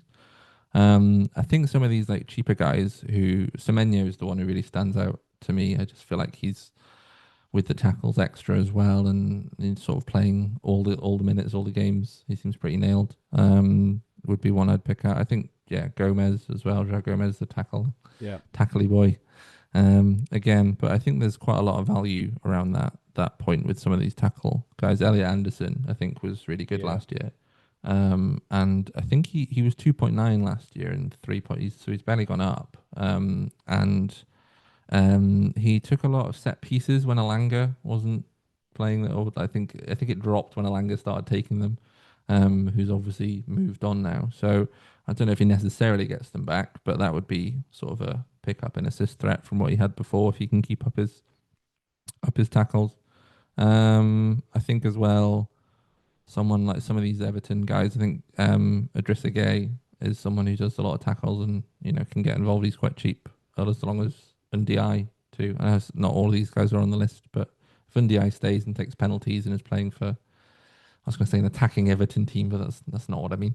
An Everton team with a kind set of fixtures, perhaps, especially if he's someone who might play in the cup. I think there's people, but I think there's some people really cheap as well. So like Lewis Potter was one we saw before. He's only 2.6, and I think is Alcaraz, who's 2.5 for Everton, who, if he is like playing a lot as well, he's not especially great, but if they've got a thin squad, he was playing a lot at the end of last season. If he keeps playing for Everton and is involved in the attack and makes some tackles, he doesn't have to do too much for 2.5. Just playing is pretty good for that price. So there's a few guys, and then it's I think the premiums they're kind of worth the money without being able to fit them all in. Like you're gonna have one or two of them. There's Palmer, Bruno, Saka, Bowen, and I think generally they probably are worth the price upwards. Bowen's good. I think Bowen's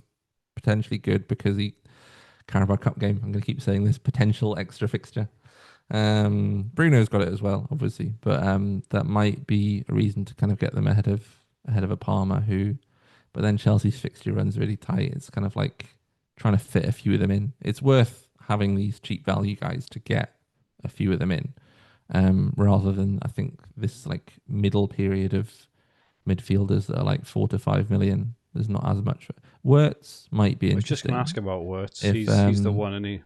Yeah, I think I'd probably want to see him playing like as a centre forward for some of them to be like high on him. I think he's a really good player. I'm very high on. Very excited to watch him in the league. But I feel like a lot of the stuff he does that provides a lot of value isn't always fantasy rewarded, if that makes sense. He brings the ball forward a lot of ball progression, which helps Liverpool loads, but you don't get any points for that. Helps Salah. It helps Salah, The thing is, though, with Wirtz, so he's 5 mil. So he if you're is, comparing him, so he's It's 29% owned as well. I feel like if you're going to try and fit that in, then you might as well find the extra million or so to go and get one of the proper premiums. The penalty taking premiums. If I'm being harsh to Wirtz. Yeah. Interesting. Yeah, basically. Carl, thoughts on mids? Any different thoughts at all there? Any different sort of players? No, I was going to also mention Alcaraz from Everton. He's worth looking at. You mentioned the chat from Wolves, and he was one I was going to mention as well. Monasty or Monastai, whatever he's called. I think good value, and I'll be interested to sort of see that other chap that they bought at Wolves. Is it Aries from Flamengo?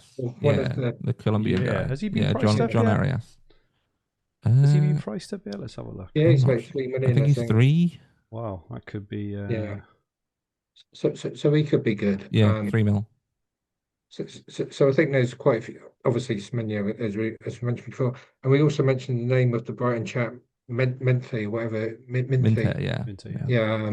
He's 3 million. I think there's quite a few at that sort of price range where you could go, yeah, I can put those in and they'll score well and therefore just help me have all the premiums or all the top end players that I desire.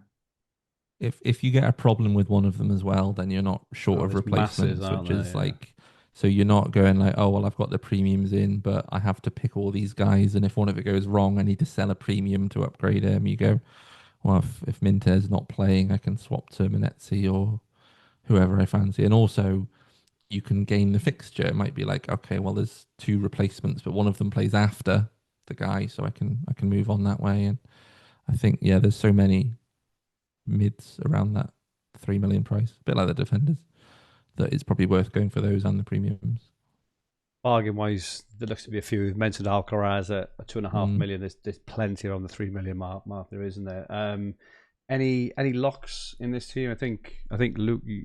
I can't remember if actually it was Carl or Luke said Semenyo first name on the team sheet for Carl. Yeah, is that you? Yeah, definitely. First name for me. Luke, any locks for you in midfield? It's either Semenyo or Cliver. I just like Cliver because he scores more goals, but and he didn't play for a fair chunk of the start of the season, so I think his points tally will be about the same. But one of those two, 100% will be in my team, possibly both, to be honest, because again, very, very cheap for very high scoring players. Yeah. Any for you, Johnny? Has any not left your draft yet? Since this morning. No. I think Semenyo is probably the one who feels closest to a lock for me. Yeah. But I mean, I might end up with a structure with 4 attackers, and if I can upgrade Semenyo to Evan Nielsen, I think he probably is a bit better. But I'd probably more likely end up with both than one or the other. I'm just going to shout out actually Paquetá. I think might be a good pick. He's 4 million, but one I just missed off. I'd noted him down. Is he on penalties when he's playing? He should be. Yeah. Instead of Bowen, I think he takes them and generally gets involved. I think it's probably hard to find that price point again because, but if I found myself with a spare 500,000 or so, then I think I'd happily put him in. Now that he's over his ban or potential ban or whatever was going on. Any left field picks, Johnny? Anyone you've looked at all? Any midfielders that sort of spanner in the works? I mean, I suppose him or maybe Damsgaard, I think was quite good last season. Yeah, he was. And I think it's this 4 to 4.5 price where there's some good value, but it doesn't really fit the structure. So Tielemans and McAllister did well for me last year. I still think there'll be periods where they're really good. And maybe even Enzo Fernandez. If he gets a bit further forward in the Chelsea team, he still tends to get quite a few tackles, and he's a bit expensive for what he is. But Chelsea have got some really good opening fixtures. So I think if you wanted to do something a bit different, then, or maybe like, load up on the Chelsea attack, and you've got Palmer and João Pedro, and you want to kind of stack, then I think Enzo's a good pick. But I just don't think this price point is valuable enough to lose a premium to fit it in. Good stuff. Luke? Yeah, so a couple of shout outs. So last year's sort of pod darling with João Gomez, I think, because he was 2.5 from memory last year, but he's only 3.1, and he's basically picking up tackle bonus every single game, right? He was the hero last year. He was the Paulinho of last year, wasn't he, from the season? Well, before? that was the second one. Oh, sorry, Luke, I didn't mean to steal. Yeah, that's right. But no, the rumor has it he's 3.8, which so he's gonna have to add some level of attacking output. But I mean, God, he will be ahead of everybody on that tackle bonus list. Absolutely. So yeah, I mean he'll be absolutely flying from the tackles perspective. So he's not going to be in my team at the start, but if he looks like he's getting forward at all for Spurs with the tackles and some attacking output, he'll probably be in at 3.8 for me. As long as he's far enough off a suspension, I think he tends to rack up the yellows. And the yellows. Ends up missing the games that you need him for and stuff. But that's what the transfers are for, isn't it? Well, that's very true. Yeah. I want to shout out a couple of Spurs players. I mentioned him earlier. I think Brennan Johnson 3.8 has got the potential to be almost like a fourth forward in your team at 3.8. Chucking a couple of tackles as well. I think he's really good value.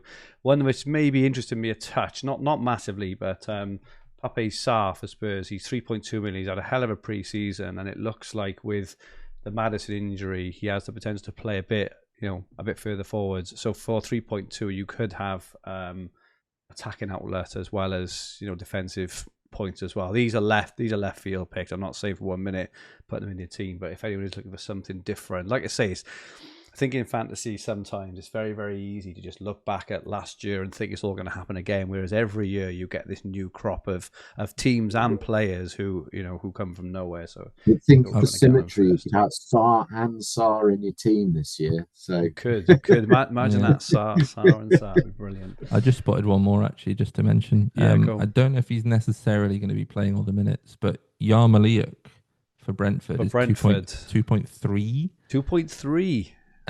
Could be a starting tackling midfielder. He's a good player as well. Yeah, I think he probably isn't going to play all the minutes, but I just spotted him as I was looking back through. He played a fair bit last year. He went on some runs where he played. Obviously now when Buemo's it wouldn't gone, surprise me if he plays the first 5 games, but I don't know if I'm sure enough to take that bet. But stick him in your fifth team, Johnny. Stick him in your fifth team. Maybe. I don't know. Good stuff. Just to touch on premiums, because obviously we've touched on a lot of bargain players there. I'd like to ask each of you, who would your top 2 premiums? Well, no, who would your top premium be? If you had to go in with one and maybe 2. Carl, who would your top premium midfielder be if you had to have one? I've got a few. My top one will probably be Bruno. Okay. Just because penalties, consistency, and I think he'll play even the League Cup games. I think he will as well. A lot of them, and they'll progress quite fast. So he'd be my top. And closely followed by Bowen would be my 2. Bowen, right? Interesting. Okay. Bowen as well. For the same reasons as mentioned. Luke, what about yourself? Palmer, he's on pens. Like he underperformed last season and was 10 points behind Bruno. The season before he was like 50, 60 points ahead. So Palmer in the international stuff that he was playing in, he looked amazing. So Palmer, not even considered any of the others in the same vein, to be honest. I think he will be underpriced. I think he'll be worth about 6.8 this season. That's my shout out on him. Interesting. Johnny, what would yours be? I was going to say Palmer as well. Maybe not quite as hot on him. It's quite hard to be quite as excited about a player. But I think Palmer does stand out. I think I mean, I think Saka is really the only one of those guys up at the top end who I just haven't really considered that much. I think if if Gyökeres is coming in and potentially taking penalties off of him, and he's not quite as, he doesn't get as many tackles as Bruno and that kind of thing. I think Bowen, Palmer, and Bruno are all very good, but I think if I had one, I'd probably pick Palmer. Yeah. Stuff. Yeah, I think I'm torn between Palmer and Bruno. I think I would start. You're going to say Saka now? No, I'm not saying Saka. I think I would start with Bruno because of the extra fixture, which I think he will play. But I think over the sort of short, over the medium term, I think Palmer will outscore him. I don't know. I fancy Chelsea this year. Well, I fancy United as well, but just because Palmer plays further, he plays further at the pitch than Bruno generally. I just think he'll be, a lot more involved. I've changed my team completely since we've been talking. I'm very excited about it now. I can't wait to share it later. Every pod I've written down about 7 names already. That exactly. I just built my new team. I'm absolutely buzzing with it. It looks superb. Forwards, finally, who I don't think. I haven't started yet, so I will start on forward. There's probably about 5 or 6 forwards I'm interested in. Obviously, Haaland and Salah. There's no real point in talking too much about them. In terms of pricing, Haaland 8.3, Salah 7.7. Nice to see they're a bit closer together. I think there was too much of a gulf last year, and even maybe in the provisional list there was a huge gulf as well. So yeah, I don't think I started with Haaland last year, and obviously that really hurt, and you just don't know how he's going to start, right? Both of these players tend to start the season really well, and if you haven't got them, the ownership is so high that it just kills you. I'm very interested in Solanke, who I think is very cheap this year. I want to say he's 4.9 starting off. Spurs number 9.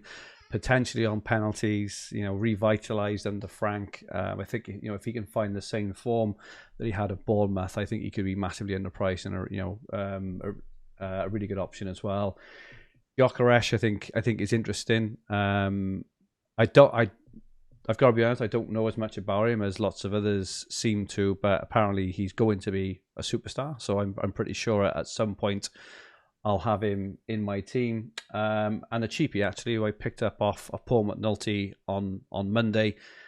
Strand Larsen at 3 million. I see tops the charts here in the points per million and points per million per game as well. So even though he played second fiddle a lot of last year to Cunha, didn't have penalties either, still managed to score 146 points for 3 million. So they're the ones I'm currently looking at. There's obviously lots of forwards, but they're the ones that stick out.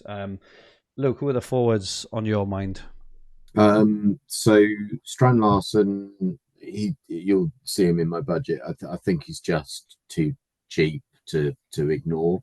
It's just whether you want to go for 3 up front or not. Mbeumo is an interesting one. He looked rubbish the other night, but he was brilliant last year. And 4.2. I mean, if you think you're paying like 3 and a bit more million to have Salah, and it's I think from memory, Salah he's not 100 points more. So from a value perspective, he looks great.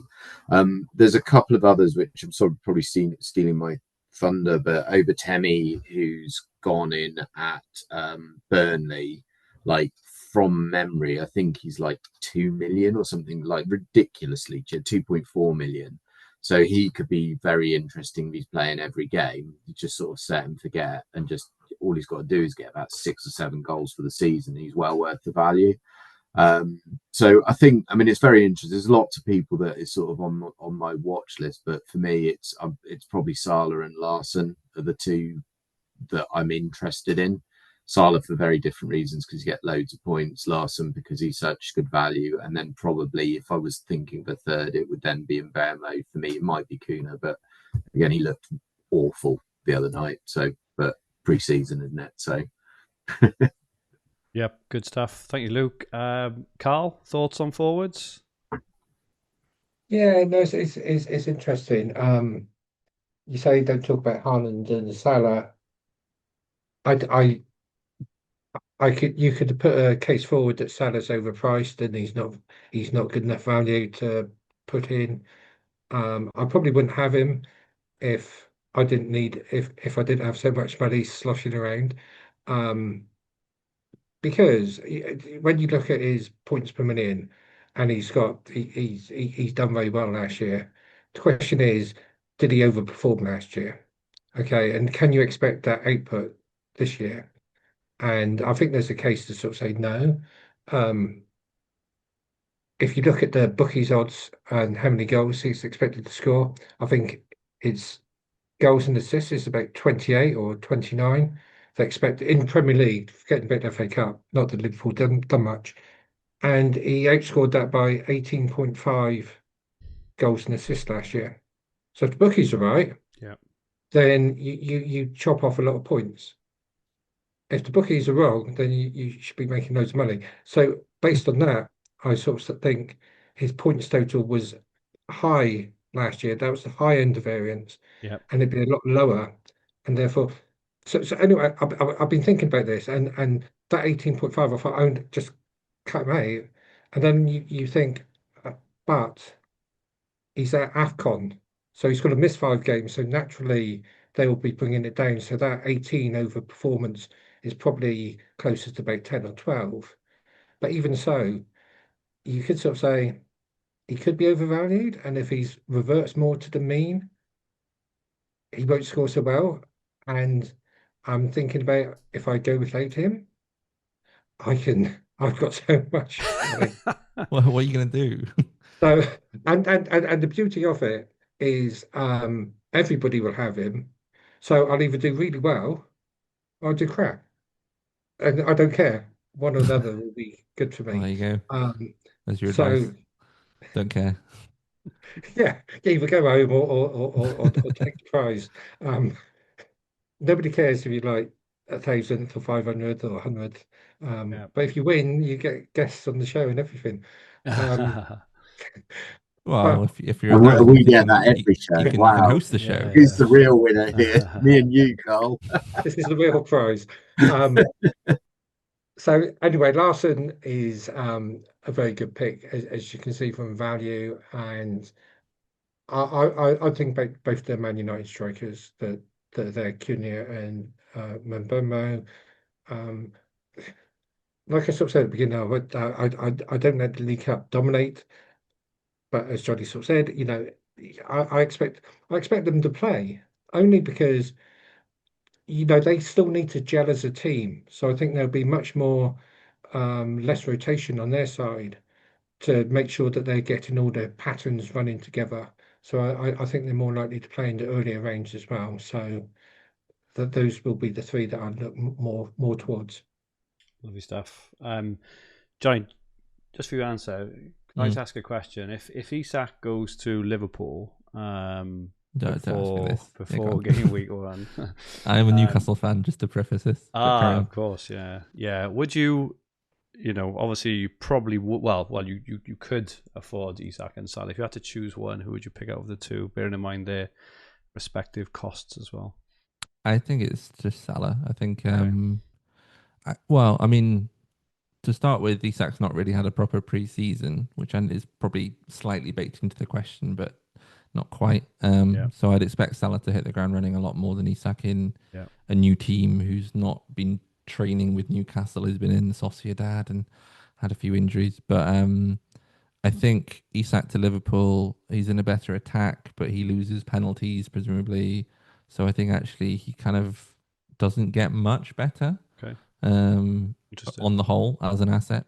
Whereas I think Salah's been through, all sorts of attacking partnerships with him, and has been pretty consistently just hitting the same kind of output. Obviously fluctuates a bit with the ball going in the net or not.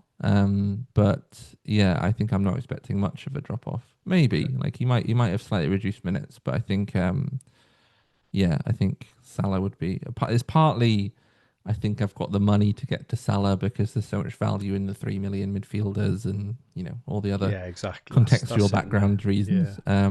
But I think even all that aside, I still think I'd pick Salah over Isak.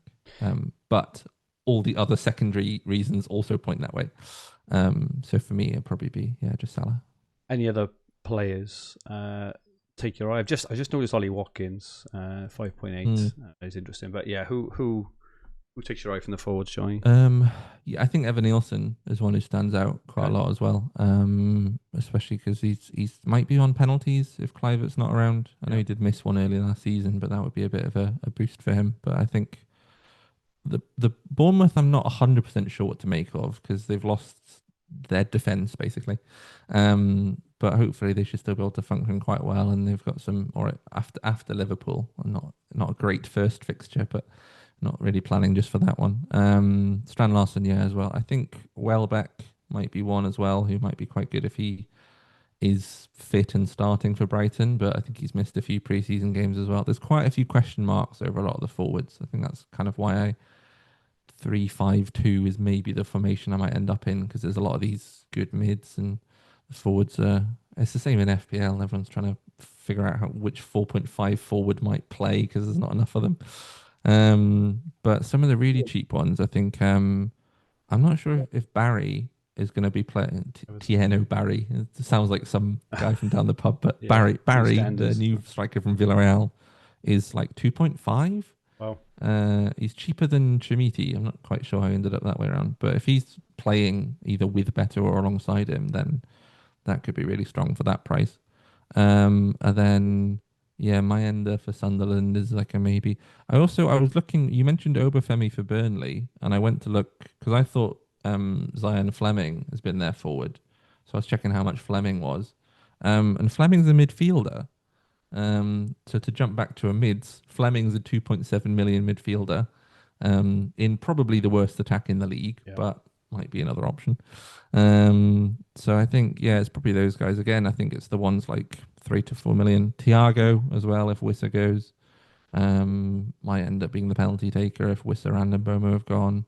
Think if Wissa goes to Newcastle, I suppose he could be the number 9 at Newcastle for Wissa would be a good option, or Jackson might be a good option. He's been linked as well. I think he'd be a really good pick. So we might end up with like a Newcastle number 9 who's not as good as Isak, but is a lot cheaper in Telegraph. I think if that's probably one to watch, but might not happen before the start of the season. Jackson's also suspended game week 1. Yes, is something to mention. Which someone pointed out that it would be typical Newcastle transfer window the way it's gone, that Newcastle actually bought a suspended player who got suspended for a red card against Newcastle last season. That's quite funny. But Jackson maybe in a few weeks might be one if he signs. Interesting on you mentioned Evan Nielsen because he obviously had a pretty big injury last year as well, didn't he? Which is why it got the whole Kluivert, Dango, Semenyo front three. So he still managed 132 points. 3.8 million is it does look. And good. I think Unal, the backup, is still out. Okay. So it's probably more likely that it would be like Kadango replacing him. But I think his minutes are probably more secure than they were at points last season. But a lot of teams, it's quite unclear kind of how they're going to line up. Not quite sure who the Fulham forward is or the Leeds forward. They might be signing a new one. I think Gyökeres, if he's starting and gets going, but I don't see enough from him to sort of start with him. I think that would be one I'd want to see how it pans out and potentially get some information on who the penalty taker is as well. So there's just as a side on all of this, is an interesting observation. Well, probably interesting it is for me. I can't ever remember so many forwards being over the 40 points per million. So in my head, I've always got a rule of thumb, which is 40. So 42 is always my magic number, that basically every player I want to be the team has to be 42 overall for the season to have a really good season. And I think it's really interesting that you've got 4 forwards that are priced off last season's points who probably will get relatively close to those things. I mean, arguably Chris Wood probably will drop off a little bit, but you've got 4 or 5 people there that are hitting those highs as forwards, and I can't ever remember more than 1 going into these pods, maybe 2 being above 40, let alone close to 50 like Strand Larsen. And I keep coming back to my metronome of it's a game of value, not a game of points. And if you can get that average team value, because there was the defenders have dropped off from the olden days. So I think it's very interesting that maybe that, I'm not quite sure what the cause of that is, whether it's the pricing or just the way the league has changed in terms of the football that's being played. But I don't know. Yeah, I guess Wood's points total was also boosted by the fact that they made the semis of the FA Cup. I think that was the same with some of the Palace guys. It's like I'm trying to kind of remember the fact that they got really far, and Salah's points total is a lot. Like they went out in the first round or second round, whatever it was. But yeah, there's definitely some value there. I guess three of the Worcester hasn't moved yet, but 3 of those 5 might move clubs or have moved clubs, which sometimes unsettles them a little bit. Or I'm pretty sure Mbomo and Cunha both took a lot of set pieces for their team and are joining Bruno Fernandes's. Well, I mean, whoever takes it can't be all 3 of them, I suppose. So I mean, it's a slight din. It's not like they're no longer any good because they're not taking half the corners. But yeah, and like Jimenez might not be the starting Fulham striker. They've got Muniz, and Delap has signed. Well, I guess he was Ipswich's points total there is from, but probably not starting. So I just find the forwards quite hard to pick any that I am quite happy are going to be playing all the minutes, which is why I think Evan Nielsen stands out to me. I think Evan Nielsen. I think assuming Strand Larsen too as well. Yeah, I think assuming Visser goes to Newcastle, I think he could be assuming he does, I think he could be really good value at 3.7. But yeah, again, it's hard to look past Salah, Strand Larsen, or Haaland. And let's have a look at some budget enablers. So Lucas put together a budget team costing. I'm trying to look what's this cost. 16.8 million in the bank.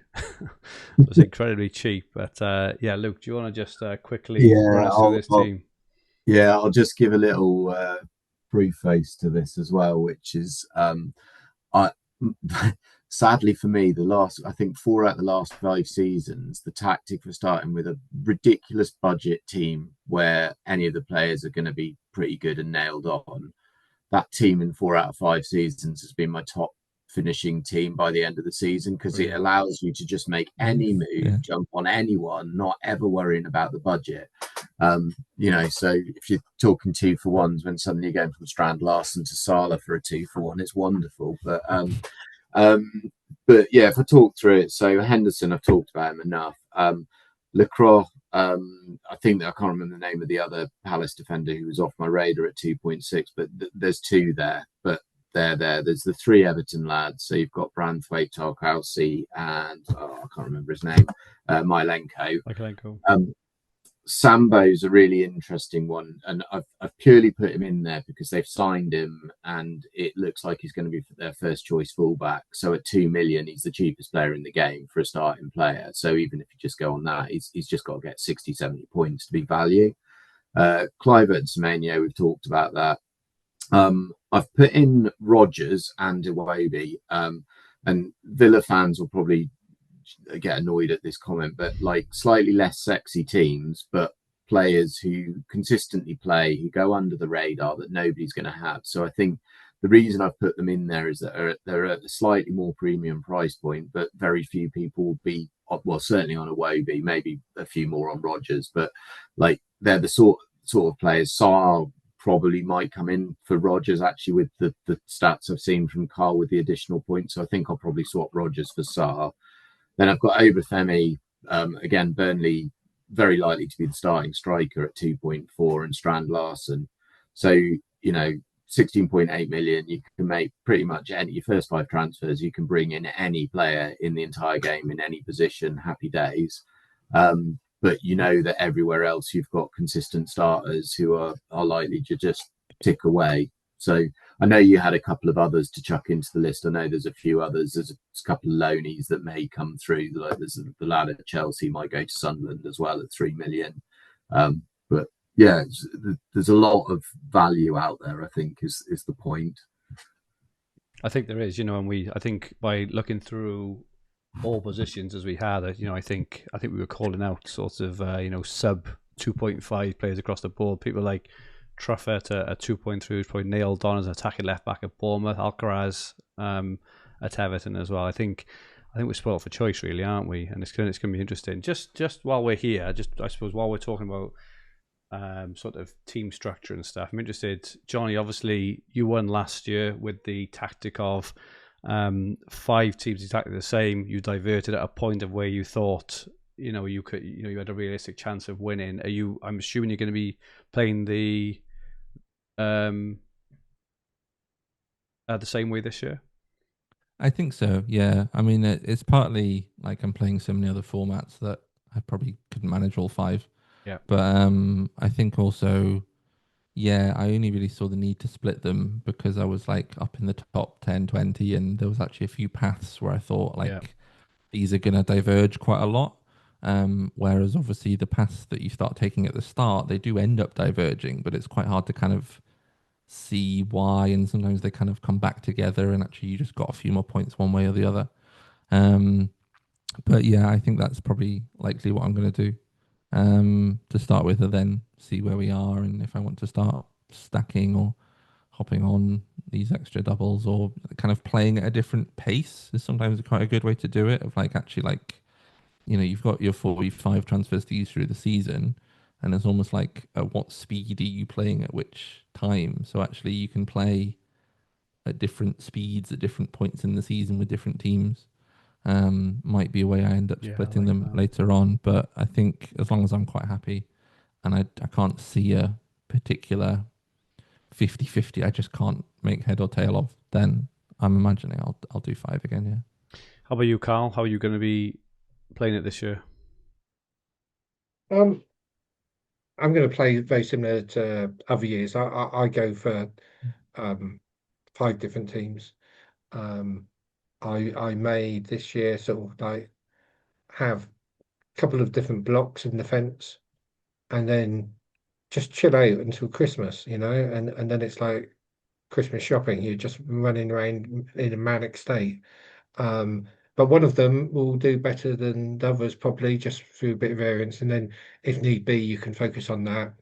One thing that I really enjoyed last year, they have a league for what's it? All your players have to be English. Yeah, England players. And Three I had one of Lions those league, last year, something and like that. I really enjoyed it. So I'm going to have a team in there just of English players and enter that league, and that's quite fun and quite enjoyable. Oh, cool. Luke, how are you going to be playing this year? It's interesting. I've just done my draft of all of the players that I've written down here, and Does it all fit gonna be together? starting that. No, I'm very happy. Is it No 50.1? starter, That's probably but the 7.3 million in the bank, and I'm looking at right. the team and going, "Wow, that's That's really value. like nice." Yeah, I'm like, okay. So yeah, not quite sure what I'm going to do with that money, but so I think I'm going to try and have a little bit of fun with those extra 5 transfers, and I do want to have a little bit of fun out of it. I'm going to start with a bit of money in the bank and try and move on players early. I think that there's a few my biggest debate, I think, is with the Liverpool game being day one, the fact that do I start with any Liverpool at all, because then you're getting like 3 for 0s or 4 for 1s and things like that, and whether I just bite the bullet and go, I hide behind the sofa on day one, pretend it doesn't happen. The other thing you can do is actually not pick your team until to maybe leave a team with no Liverpool and leave one spot and pick it after the Liverpool game and go with none of the Liverpool players. So you know who's starting in those games and things like that. So because that is, I guess that's the one headache we've got with that one game on the Friday night, is that you don't see any of the team sheets. So those last minute changes you would make. So I think I'll leave one slot open for that. But no, usual thing, trying to hold transfers, wait, well, now the 16th of December, not sort of just after, Boxing Day will be where I go a little bit mad on the transfers. So I can bring it forward 2 weeks, yay. I feel like I'm almost more bothered about missing out on Semenyo in that first game. Not in the game itself, but like he's more linked into the team. If it was Liverpool against some team I don't want anyone from, then but I think Bournemouth are actually quite a good set of picks. So it's quite funny, almost like I don't want to miss Semenyo against away at Liverpool. To be fair, you could go that 50. You could go full Liverpool and Bournemouth with the prices of both of them. I think they're probably balancing each other out, wouldn't you? I might actually do that. I think looking at the first overall, looking at the kind of team you can get now, because obviously we've just talked about some really good enablers, the kind of premiums we want, this cheap defenders everywhere.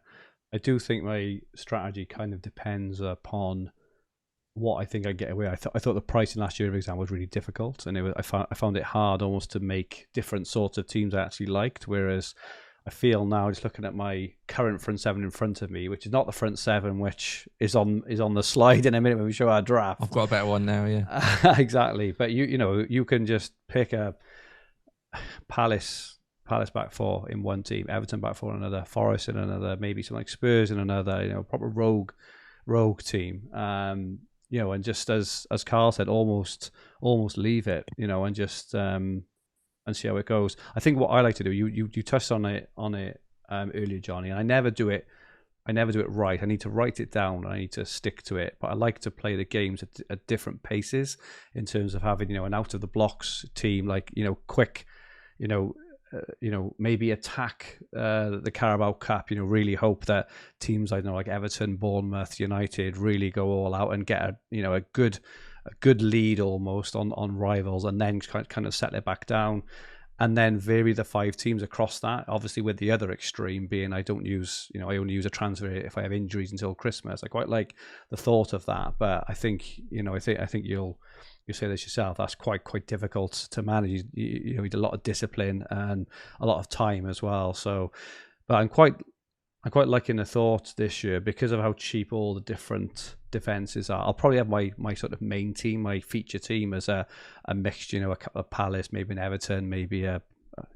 Forest. But I quite like the thought of spreading out on blocks there. So we'll see. It's difficult with mini leagues because so many different mini leagues, and you're only allowed a max of 5 teams in each league, aren't you? That if it was like unlimited or 20 or 30, it'd be so much easier but because I'm in 10 regular mini leagues, for example, it means I have to keep my team 1 and team 2 exactly the same if I'm playing that as one team, if that makes sense. So that is a frustration. Maybe that's something we can ask for next year, is to increase the number of more teams, increase the number of leagues, increase the number of teams. But just a quick look at ownership, which is interesting considering everything we just talked about.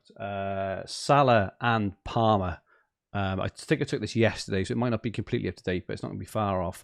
Salah and Palmer are 50+% owned. I think. Well, I'm not sure actually. I think I'm 99.9% sure I'm going to have both of those in my team for that reason alone.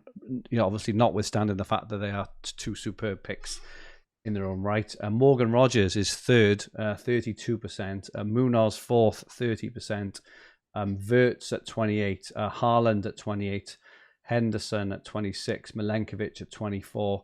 Saka at 23, which I think is remarkably high. Isak at 23. Bowen at 22. Bruno at 22. I suppose just to ask on the ownership side, Johnny, does it impact your decision making at all, or do you just completely play objectively? I think it does have some impact. It's not like I'm sort of completely ignoring it, but I think right off the bat, then there's a lot of managers in this sample that probably aren't going to be people I'm competing with at the end of the season. Yeah. So it's actually like, as you go through the season, the true sample that you're trying to play against becomes a bit more apparent. But then right at the end of last season, there was like about 10 managers I was kind of competing against, and there's no data on like who these guys have. It's all hidden. Like that's kind of the point. So I was able to kind of like slightly deduce roughly based on I think there was one guy I could tell had a quad stack of Forest defenders because they were on a clean sheet, and he'd just shoot up the rankings, and then the goal went in and he'd shoot back down again. I'm like, okay, well, I think I've worked out roughly who's in this team. But everyone else is like a bit fiddly. Yeah. So I think to like who you're competing against is quite unclear at the start, and I think there's certainly a few players in here that I just don't think I'd be really considering. Yeah.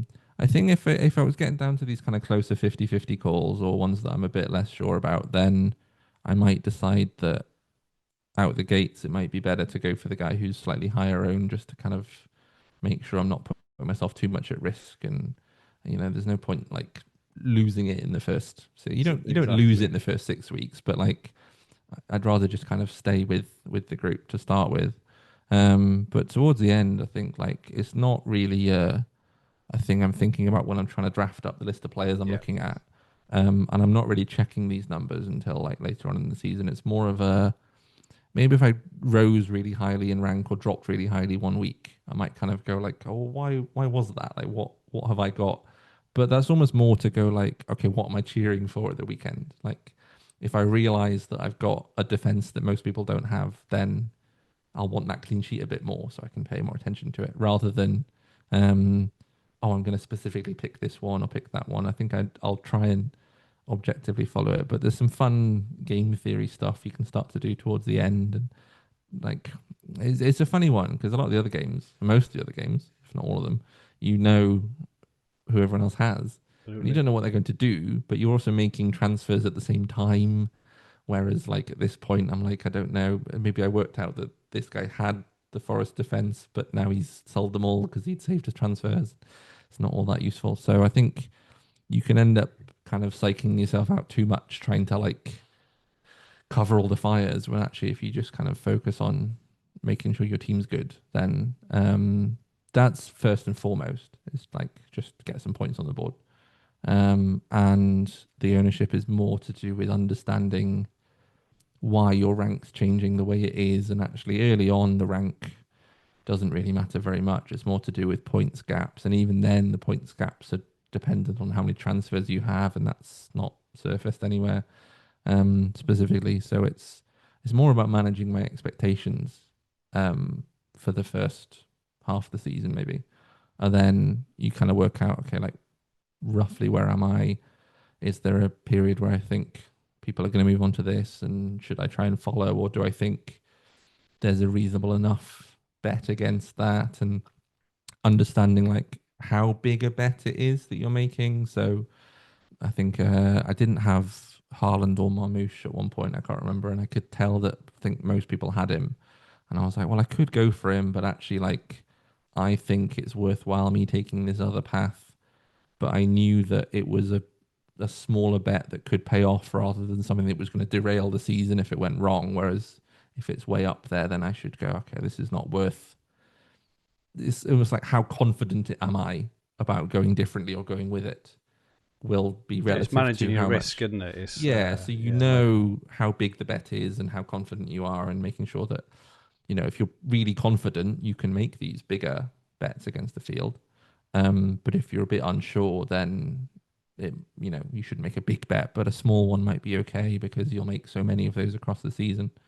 But yeah, I'm not like drawing short lists from the list of players. I do that in other leagues where I don't know the game. Like I play the Swedish and the Norwegian game, and I'll just like look at who people bought this week, and I'll be like, okay, well, it's probably I'll follow them. But if you know the league well enough, then yeah, you can find the people that other people aren't necessarily seeing. You should start there and come to the ownership later, in my opinion. Luke, will Salah and Palmer be in your Gameweek 1 team based on ownership or based on anything else? I'm quite worried for myself that I've got more than I would ever normally have of that top 5. Okay, fair enough. So, I guess a couple of thoughts from me, which I think has been said on many a pod before and in many in real life. So you can't win it at this stage, but you can lose it. And I look at my FPL season last year. I thought it was being clever going no Haaland, no Salah at the start of the year, and it instantly I had probably it was either my worst or second worst ever FPL season, because I was just trying to be too clever, right? Gamble could have paid off, and like you, I think I then 4 games in, I wildcarded, brought Haaland in and killed him for everyone. But like, hey ho. there was an interesting, so I'm going back donkey's years when the original FPL equation account, when I ran that, I did one season because so on that original account, it will be long gone now because of the Twitter change. But one of the experiments I did was do my normal team, but then do a team where I never would buy a player over like under 10% ownership. And interestingly, that was the second best team I've ever had in FPL. And at no point did I ever buy a player that had more than 10% ownership. So yes, you could, I think the adage, you can lose it now, and the safe option is stay in the herd. And particularly for anyone listening to this, they're going to be saving transfers. They'll probably have 20, 30 when everybody else at the top has used 30 to 35 and they're running out. But ownership really doesn't mean anything, because there's so many players that are not on this list that are down below.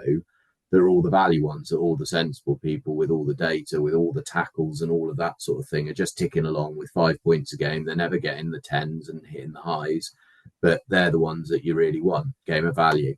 So Elliot Anderson's. Exactly. Yeah. Good stuff. So yes, weirdly, I've got way more in the so I think I've got 5 of the top 6 there. 5 of the top 7 at the moment. But like, hey ho, that's what my team looks like this year. You're casual, Luke. You're casual. There you go. They're all listening to his advice and picking the same players. That's what it is. Yeah. Carl, I know you're on the other end of the spectrum. You play very, very independently, don't you, and sort of objectively against your style of play. Does these ownerships scare you at all, or? It can scare you, but I don't really look at it. I wouldn't. I think it's worth. Well, firstly, I thought Salah to be higher than what he is. But that's besides the point. I would look down the list and see if there's a name I don't know. Like, especially more like if it's a World Cup game, like, and someone's 50% owned and you've never heard of the chap, you may then sort of say, "Oh, I'll research him." But when I look down that list, all the names I recognise. It's not like, oh, somebody's been bought in, and that Bournemouth defender, whatever he's called. True fair. Like, if he was like 50% owned, I'd go, "Who's he? Who's he?" And then you'd sort of find out and go, "Okay, that's the reason why I had a gap in my knowledge." But apart from that, I won't sort of like look at it. If I was ever fortunate enough to be at the back end of the season near the top, ownership, as Jonny was sort of saying, in your group, may become important because of the game theory and all that sort of stuff to play. But I've never been in that position, and it's something that I may not ever have to worry about. So this is your season, Carl. This is it. It's very despondent. The season hasn't even started. Well, I'm going to be going with Salah and Palmer anyway, but their ownership, like I say, I got done over. Well, I did myself over at the start of last season, not paying enough attention, and they're superb. Both of them are superb. If someone like, I don't know, Florian Wirtz was up there, I would ignore it. But Salah and Palmer, talismans for their team, decent fixtures to start, both on penalties, both proven players. I think I would be foolish not to go with it. But it's again that, like, you've got to be more confident to go against them, because exactly that, and also not go against them just because. Just go against them either way. Just because, exactly. You'd need another reason. So we're nearly at our drafts. We're only 2 hours and 13 in, guys. Into our hour. So we'll try and finish before 2.5. Exactly. Try again. Once, Jonny, we recorded for 2 hours, and I forgot to press start recording, which was interesting. Carl, you've got your optimum team based on this year's prices, last year's data. Do you just want to quickly run us through the optimum team for this year? Sure. I've got 3 optimum teams. So if you see the slide in front of us, there should be like 3 tables of team. The one on the far left is the pure optimal team. All 3 of them give the same formation of a 3-4-3.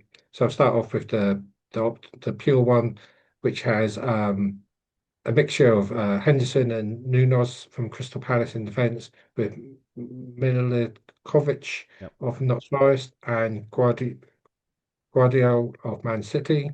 And then a bit more bigger in midfield, you've got Kluivert, Bruno, Eze and Semenyo. And up front, you've got Salah, Isak and Mbeumo. Comes in at 49.8 points and would have scored for no transfers 2,047. So that's what I'd call the optimal team. And then I produced two other teams. The second one's very similar. Is the optimal team, but with the points adjustments that we sort of talked before. Yeah. So I'm not going to sort of go through it. I think the only change is that Morgan Rogers comes in and Kluivert goes out. So that's the only sort of change there once you take into account positional change. And then the final optimal team is where I try to normalise to 38 games. So I only include people that played at least 10 times, and then I pro-rata their points up to as if they played 38 games at the same rate. And if they played in the FA Cup, I pro-rata their points downwards. So this sort of like tries to take into account some of that information. Keller would have gone in goal, who's now at Brentford. So, that's a bit of an odd one. And then you'd have had Gabriel from Arsenal, and you've had Chris Richards and Munoz of Crystal Palace. You'd had O'Reilly of Man City, who's another odd one because, you wouldn't expect him to play full season. But you'd have Bruno, Bowen, Semenyo, and up front you had Mbeumo, Isak and Salah. So the front three, I'd say there's a lot of commonality. Yeah, there is. Between the options. Your forward line doesn't change, your midfield's pretty constant, and your defence is pretty similar, to be honest. Light at the back, budget, not really any premiums at the back. It's very similar to what we've been sort of talking about. Yeah, interesting stuff. So it looks like Munoz is in every team, Bruno Fernandes, Semenyo, and Mbeumo, Isak, and Salah. We haven't really talked much about Mbeumo really, but it's assuming he kicks on United 4.2 looks good. But yeah, I guess like the Forest guys, he was another one who is good but overperformed quite a lot. Yeah. Just like his data wasn't quite as strong as that. So it's not that he's not a good pick, but we'll probably want to adjust our expectations. Yeah, I suppose it's hard to know how he fits into Man United as well. Not how he fits, but how he adapts and whether they kick on or not. He's still a very good price, though, particularly. Yeah. 4.2 definitely. If you look at the other two people there, like I don't think even if he got 150 points, 4.2 is better. I think doing the maths in my head is about the right value to sort of match Salah. Yeah. So, and he'll get 150 points if he plays every game for United. As bad as I can't believe they're going to have another really, really bad season. At some point, they've got to start being all right again. But you could be an interesting pick right at the start as well with that, as I say, with that potential extra game. I'm really tempted to pick a team like maybe my fifth team of go all in on players like I say this hair team. Just go all in on the teams that may go strong in the Carabao and just hope that they have a good start and hope they all play in the Carabao, because if they do, you're off to an absolute flyer. Yeah, I back up what Jonny sort of says. In terms of your expectation, now when you look at like I sort of said with Salah, he's another one whose number of goals and assists is about 15 lower. That's what the expectation is at this moment in time. So even though he may have gone to a better club, well, but arguably don't have to debate how good Man United are and everything. Yeah. But also perennial debate. Yeah. But what else does he lose? Penalties, certain free kicks, and other attributes. So you should be tempering down, and probably quite considerably. But this gives you a formation and a type of price points to go for. Who will be that player this year? And just understand the risks, and then go whichever way you desire. Let's look at our drafts, gents. The final part, which probably everyone is skipped to. Everyone who's listened to this pod has skipped to. Firstly, we've got Carl's draft. So I've got your Arsenal block draft on, Carl. You run us through your 11 and also, your thoughts on, how you plan anyway and loosely to manage your transfers across the season. Okay, so my plan is very similar to previous seasons. Try not to use any transfers till Christmas. It'd be a bit different. Christmas may come at beginning of December this year because of the League Cup. That's what we sort of mentioned. So I tried thinking about getting a team that quite risk-free to a certain degree in terms of minutes and the playing time.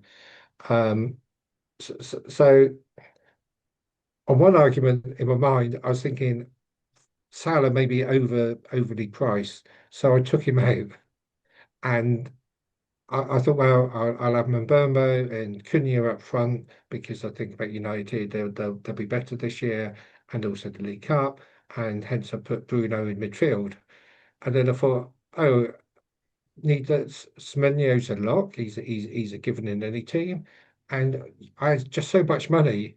I just put the next two premiums in there, Bowen and Palmer.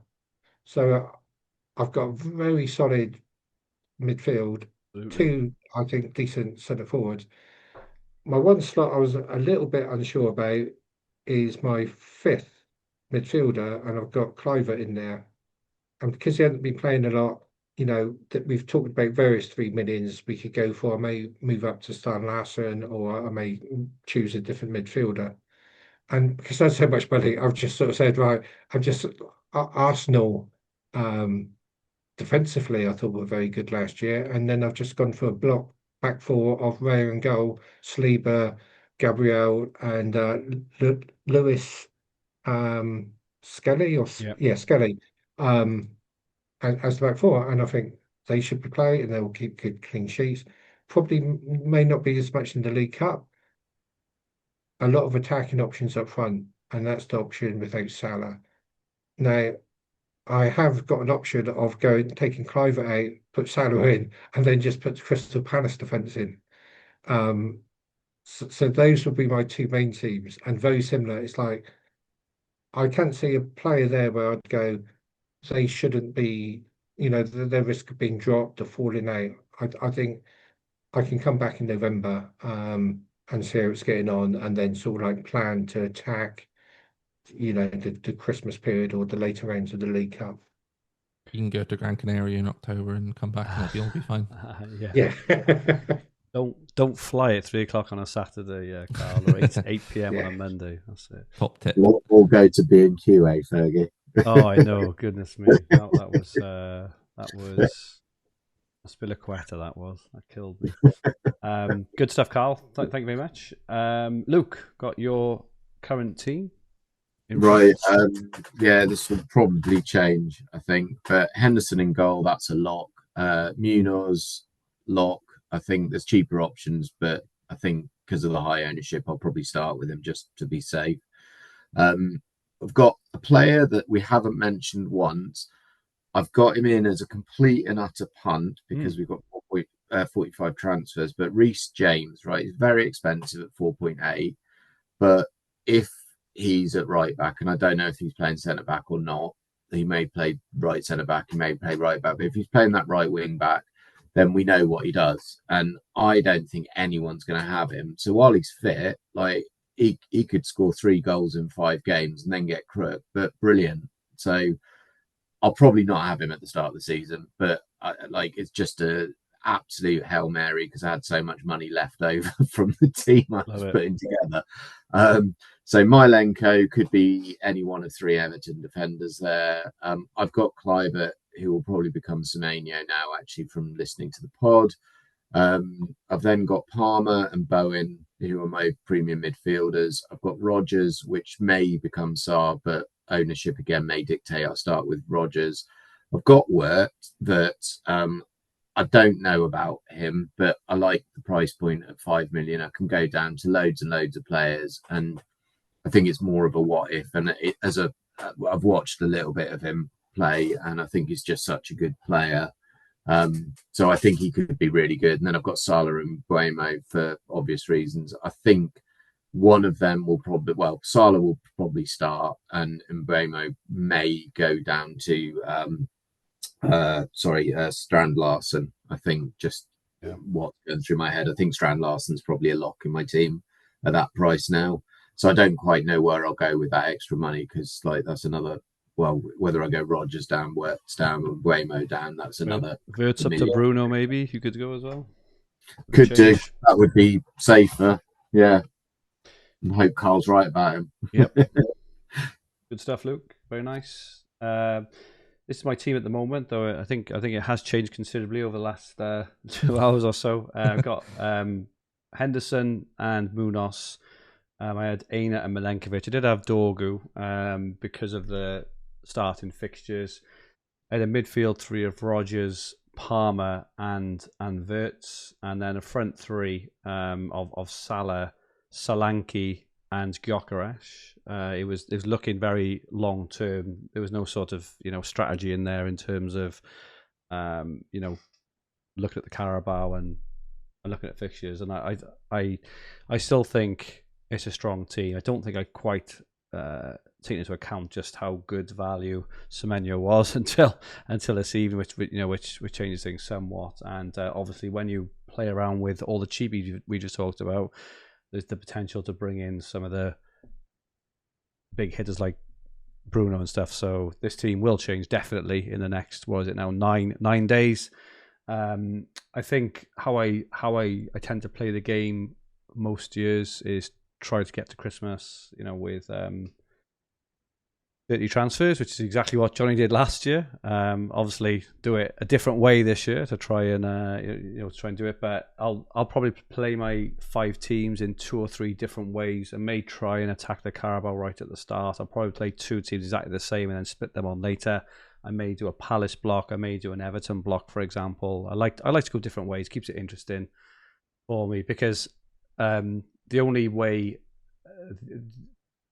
thing, Jonny, with me playing your way, is I'm not as good a player as you, and if I balls it up right at the start, the thought of not having any skin in the game for the rest of the season does kind of pain me a touch, which is why I like to have a few different sort of irons in the fire. But I say that with the way that it's looking in terms of Semenyo, maybe Anderson, maybe Strand Larson, and and all the cheapies, you can afford to maybe have four big premiums and just mess around with the rest. So that's my team. They can sometimes come back together as well if you do a few different ones, and as you end up exactly with the same team with slightly different transfers. And that's what always happens. You said you were aiming at 30 for Christmas. Are you going to aim at 35 for Christmas, or are you? Yes, of course, because it's 45, isn't it? So really. So you think you might use a couple of them? No, I think I'd probably still like to go 35. Where do I put if I think play like last year, but I've got 5 more somewhere? Well, I always run out, so the 5. Right. So the 5, the 5 for me will probably be extra. But I just think with the extra chaos, are we going to see from middle of December, basically, all the way through till the Carabao Cup final is normally end of February. There's going to be so many more 3-for-1s, 4-for-1s. It's rare that there aren't opportunities late on. Exactly, and we all, I think, they don't always come off, but no, of course, usually find you've got to do with them. Yeah, this is it, and I think we thought last year with the abolishment of the FA Cup replays that there weren't going to be maybe as many potential really good opportunities for these massive hop-ons. I think we were proven wrong in terms of. There may have not have been quite as many, but there was still plenty. At the end of the season, when I was really low on transfers, thinking, look at that 4-for-1 there, look at that 4-for-1 there. Sorry to jump in. You got to remember we've got it's an AFCON season as well. So exactly, that's a really good point as well. You're going to burn a few more just to do that, unless you're unbelievably methodical. But I think it gives you the option of holding Salah, whereas normally you would be like, I've just got to get rid of him because that other player will play 10 games over the next month and he's going to play 3 or something. So I think I think this year you can build an affordable team. I think last year was different because I found it quite, as I say, I found it quite hard to build a really good team that I was happy with. Like I've almost built a team now in front of me. I'm about 0.2 short of the team I want. That is, to me, it's got rock solid enablers, rock solid premiums, rock solid defense. I'm short still. I'm sure I'll work it out. But you know what? I suppose what I'm saying is I don't even feel like I would, even need to move them around. Whereas last year I always felt I was missing somewhere. I didn't start with Haaland, and then I had to take out Salah or whatever. I could. There's no in the world I could have started with Haaland, Salah, and Palmer. I don't think I play too well when I'm scrabbling around and always missing one. Whereas if your team you feel is just locked in, I'm far less likely, no matter what happens, to mess around with transfers. If that makes sense. So. How different is your new one that you made?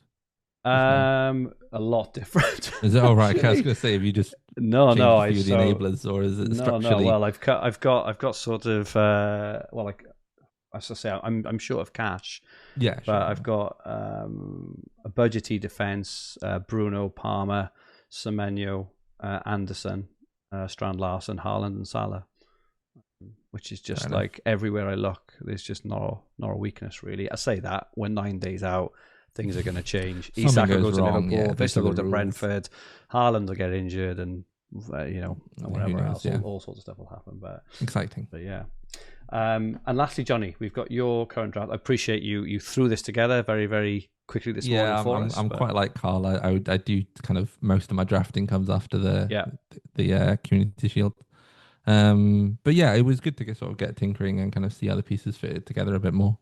So yeah, I've got Pickford, O'Brien, Anderson, and Williams at the back. So I think O'Brien should be playing most of the games as well. I guess that I think I've actually got a little bit in the bank, so that could just be any Everton defender. Nice. Whichever one I kind of want to bet on playing the League Cup early round. But I think I don't really want to double up on. Well, I mean, I'll double up on a defense, but I think we know the least amount of information about how good the teams are pre-game week 1. So I think Arsenal defense is one. Yeah, I wouldn't mind loading up on in terms of they've just been so strong for so many seasons. I'd be quite confident that they're going to be strong again. But some of these mid-table teams, I think I'm not as keen on going on especially if I'm doing 5 the same, doing like a big block. But I think Everton, Fulham and Forest were all quite strong last year and should carry on. And with the Everton and Fulham guys, I can hopefully get an extra fixture out of them early on. But I think Williams is still good at 3 million. And then I did manage to fit in Palmer, Bowen, Salah and Haaland. So I've not got Bruno. But I managed to find enough budget for all of those guys. I think I was trying to I put Frimpong in first and didn't have Bowen.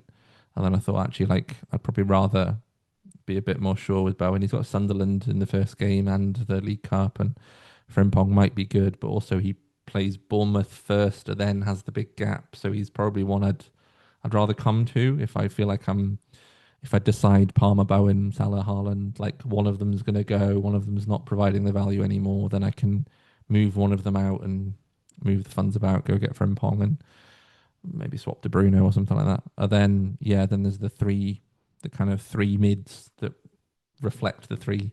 There's like 3 defenders that are about 3 million and 3 mids that are a little over 3 million. So Semenyo we've mentioned before. Ndiaye, I think I mentioned a bit as well. Everton. I've got 3 Everton. I'm not quite sure about that, but why not? I'm playing Leeds early on and got an extra Carabao Cup game. And then Kevin Shard I put in as well. But I think Ndiaye and Shard are probably 2 that I could. It's kind of is Diva's choice of those like mids. We mentioned so many of them. And I could even stay in the same clubs and go down to Alcaraz and Lewis Potter and then put Williams up to Frimpong if I wanted to move the money around a bit that way to start with. But I think something like this, I might end up with Bruno over Palmer to start with and come back to Palmer if Man United go out in the first round of the Cup or something. But I realised that I could kind of cover off the premiums that I wanted and not feel like there's a weak player in my other 6 or 7. So I'll probably end up with something similar and just miss out those 4 to 5 million priced guys for now. And then if I feel like there's one I need to get to, then I'm sure I'll be sick of one of the premiums by then, or one of them be injured, or this, that, the other. But yeah, I think that at 3 million value point, there's just so many of them that I can get defenders and mids and chop and change. So I'll probably have a different 6 come, exactly. or a different structure, lots or of options. you know how it goes. There Yeah, lots this is of options. but yeah, I was quite happy with this actually in terms of. No, that's good. I felt like I'd go further than I thought I would. Yeah. Actually, being able to get. I know Bowen's not quite the price of a premium, but he's expensive. But to get 4 of them in, Salah and Haaland, not needing a cheap striker, and being like, oh, that all fits. Where did I don't know? I felt like I wouldn't be able to fit them all in, but looking really, really strong there, Jonny. Yeah, and it's interesting to see a real variety of teams, and I think we'll see that because I think as we've said, kind of all the way through, there's so many options. There's probably about 30, options between that sort of 2.8 to 3.5 million in terms of defense, midfield, and attack all combined as well. We're going to see a huge variation. I'm sure we'll be lamenting the one we took out at the last minute who scores the hat trick. That's the rule, yeah. It is. That is it from us. Our 1 hour pod has taken 2 hours and 35, which some of the watchers and listeners actually love it. They're always like, the longer the better.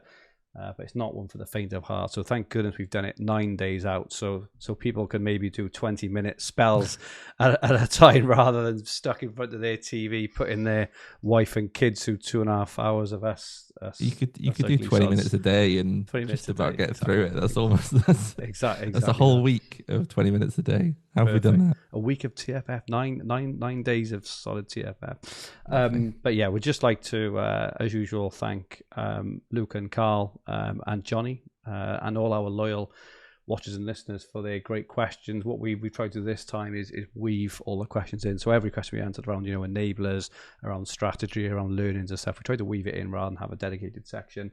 Let us know how we did. Obviously, fantastic to have you on, Jonny. In terms of your winning performance, but also obviously the way you put yourself across, the way you articulate yourself and your strategy and everything is an absolute delight and an honor. So thank you so much for coming on. Thank you very much for having me on. I've had a great time. Good stuff. Luke and Carl.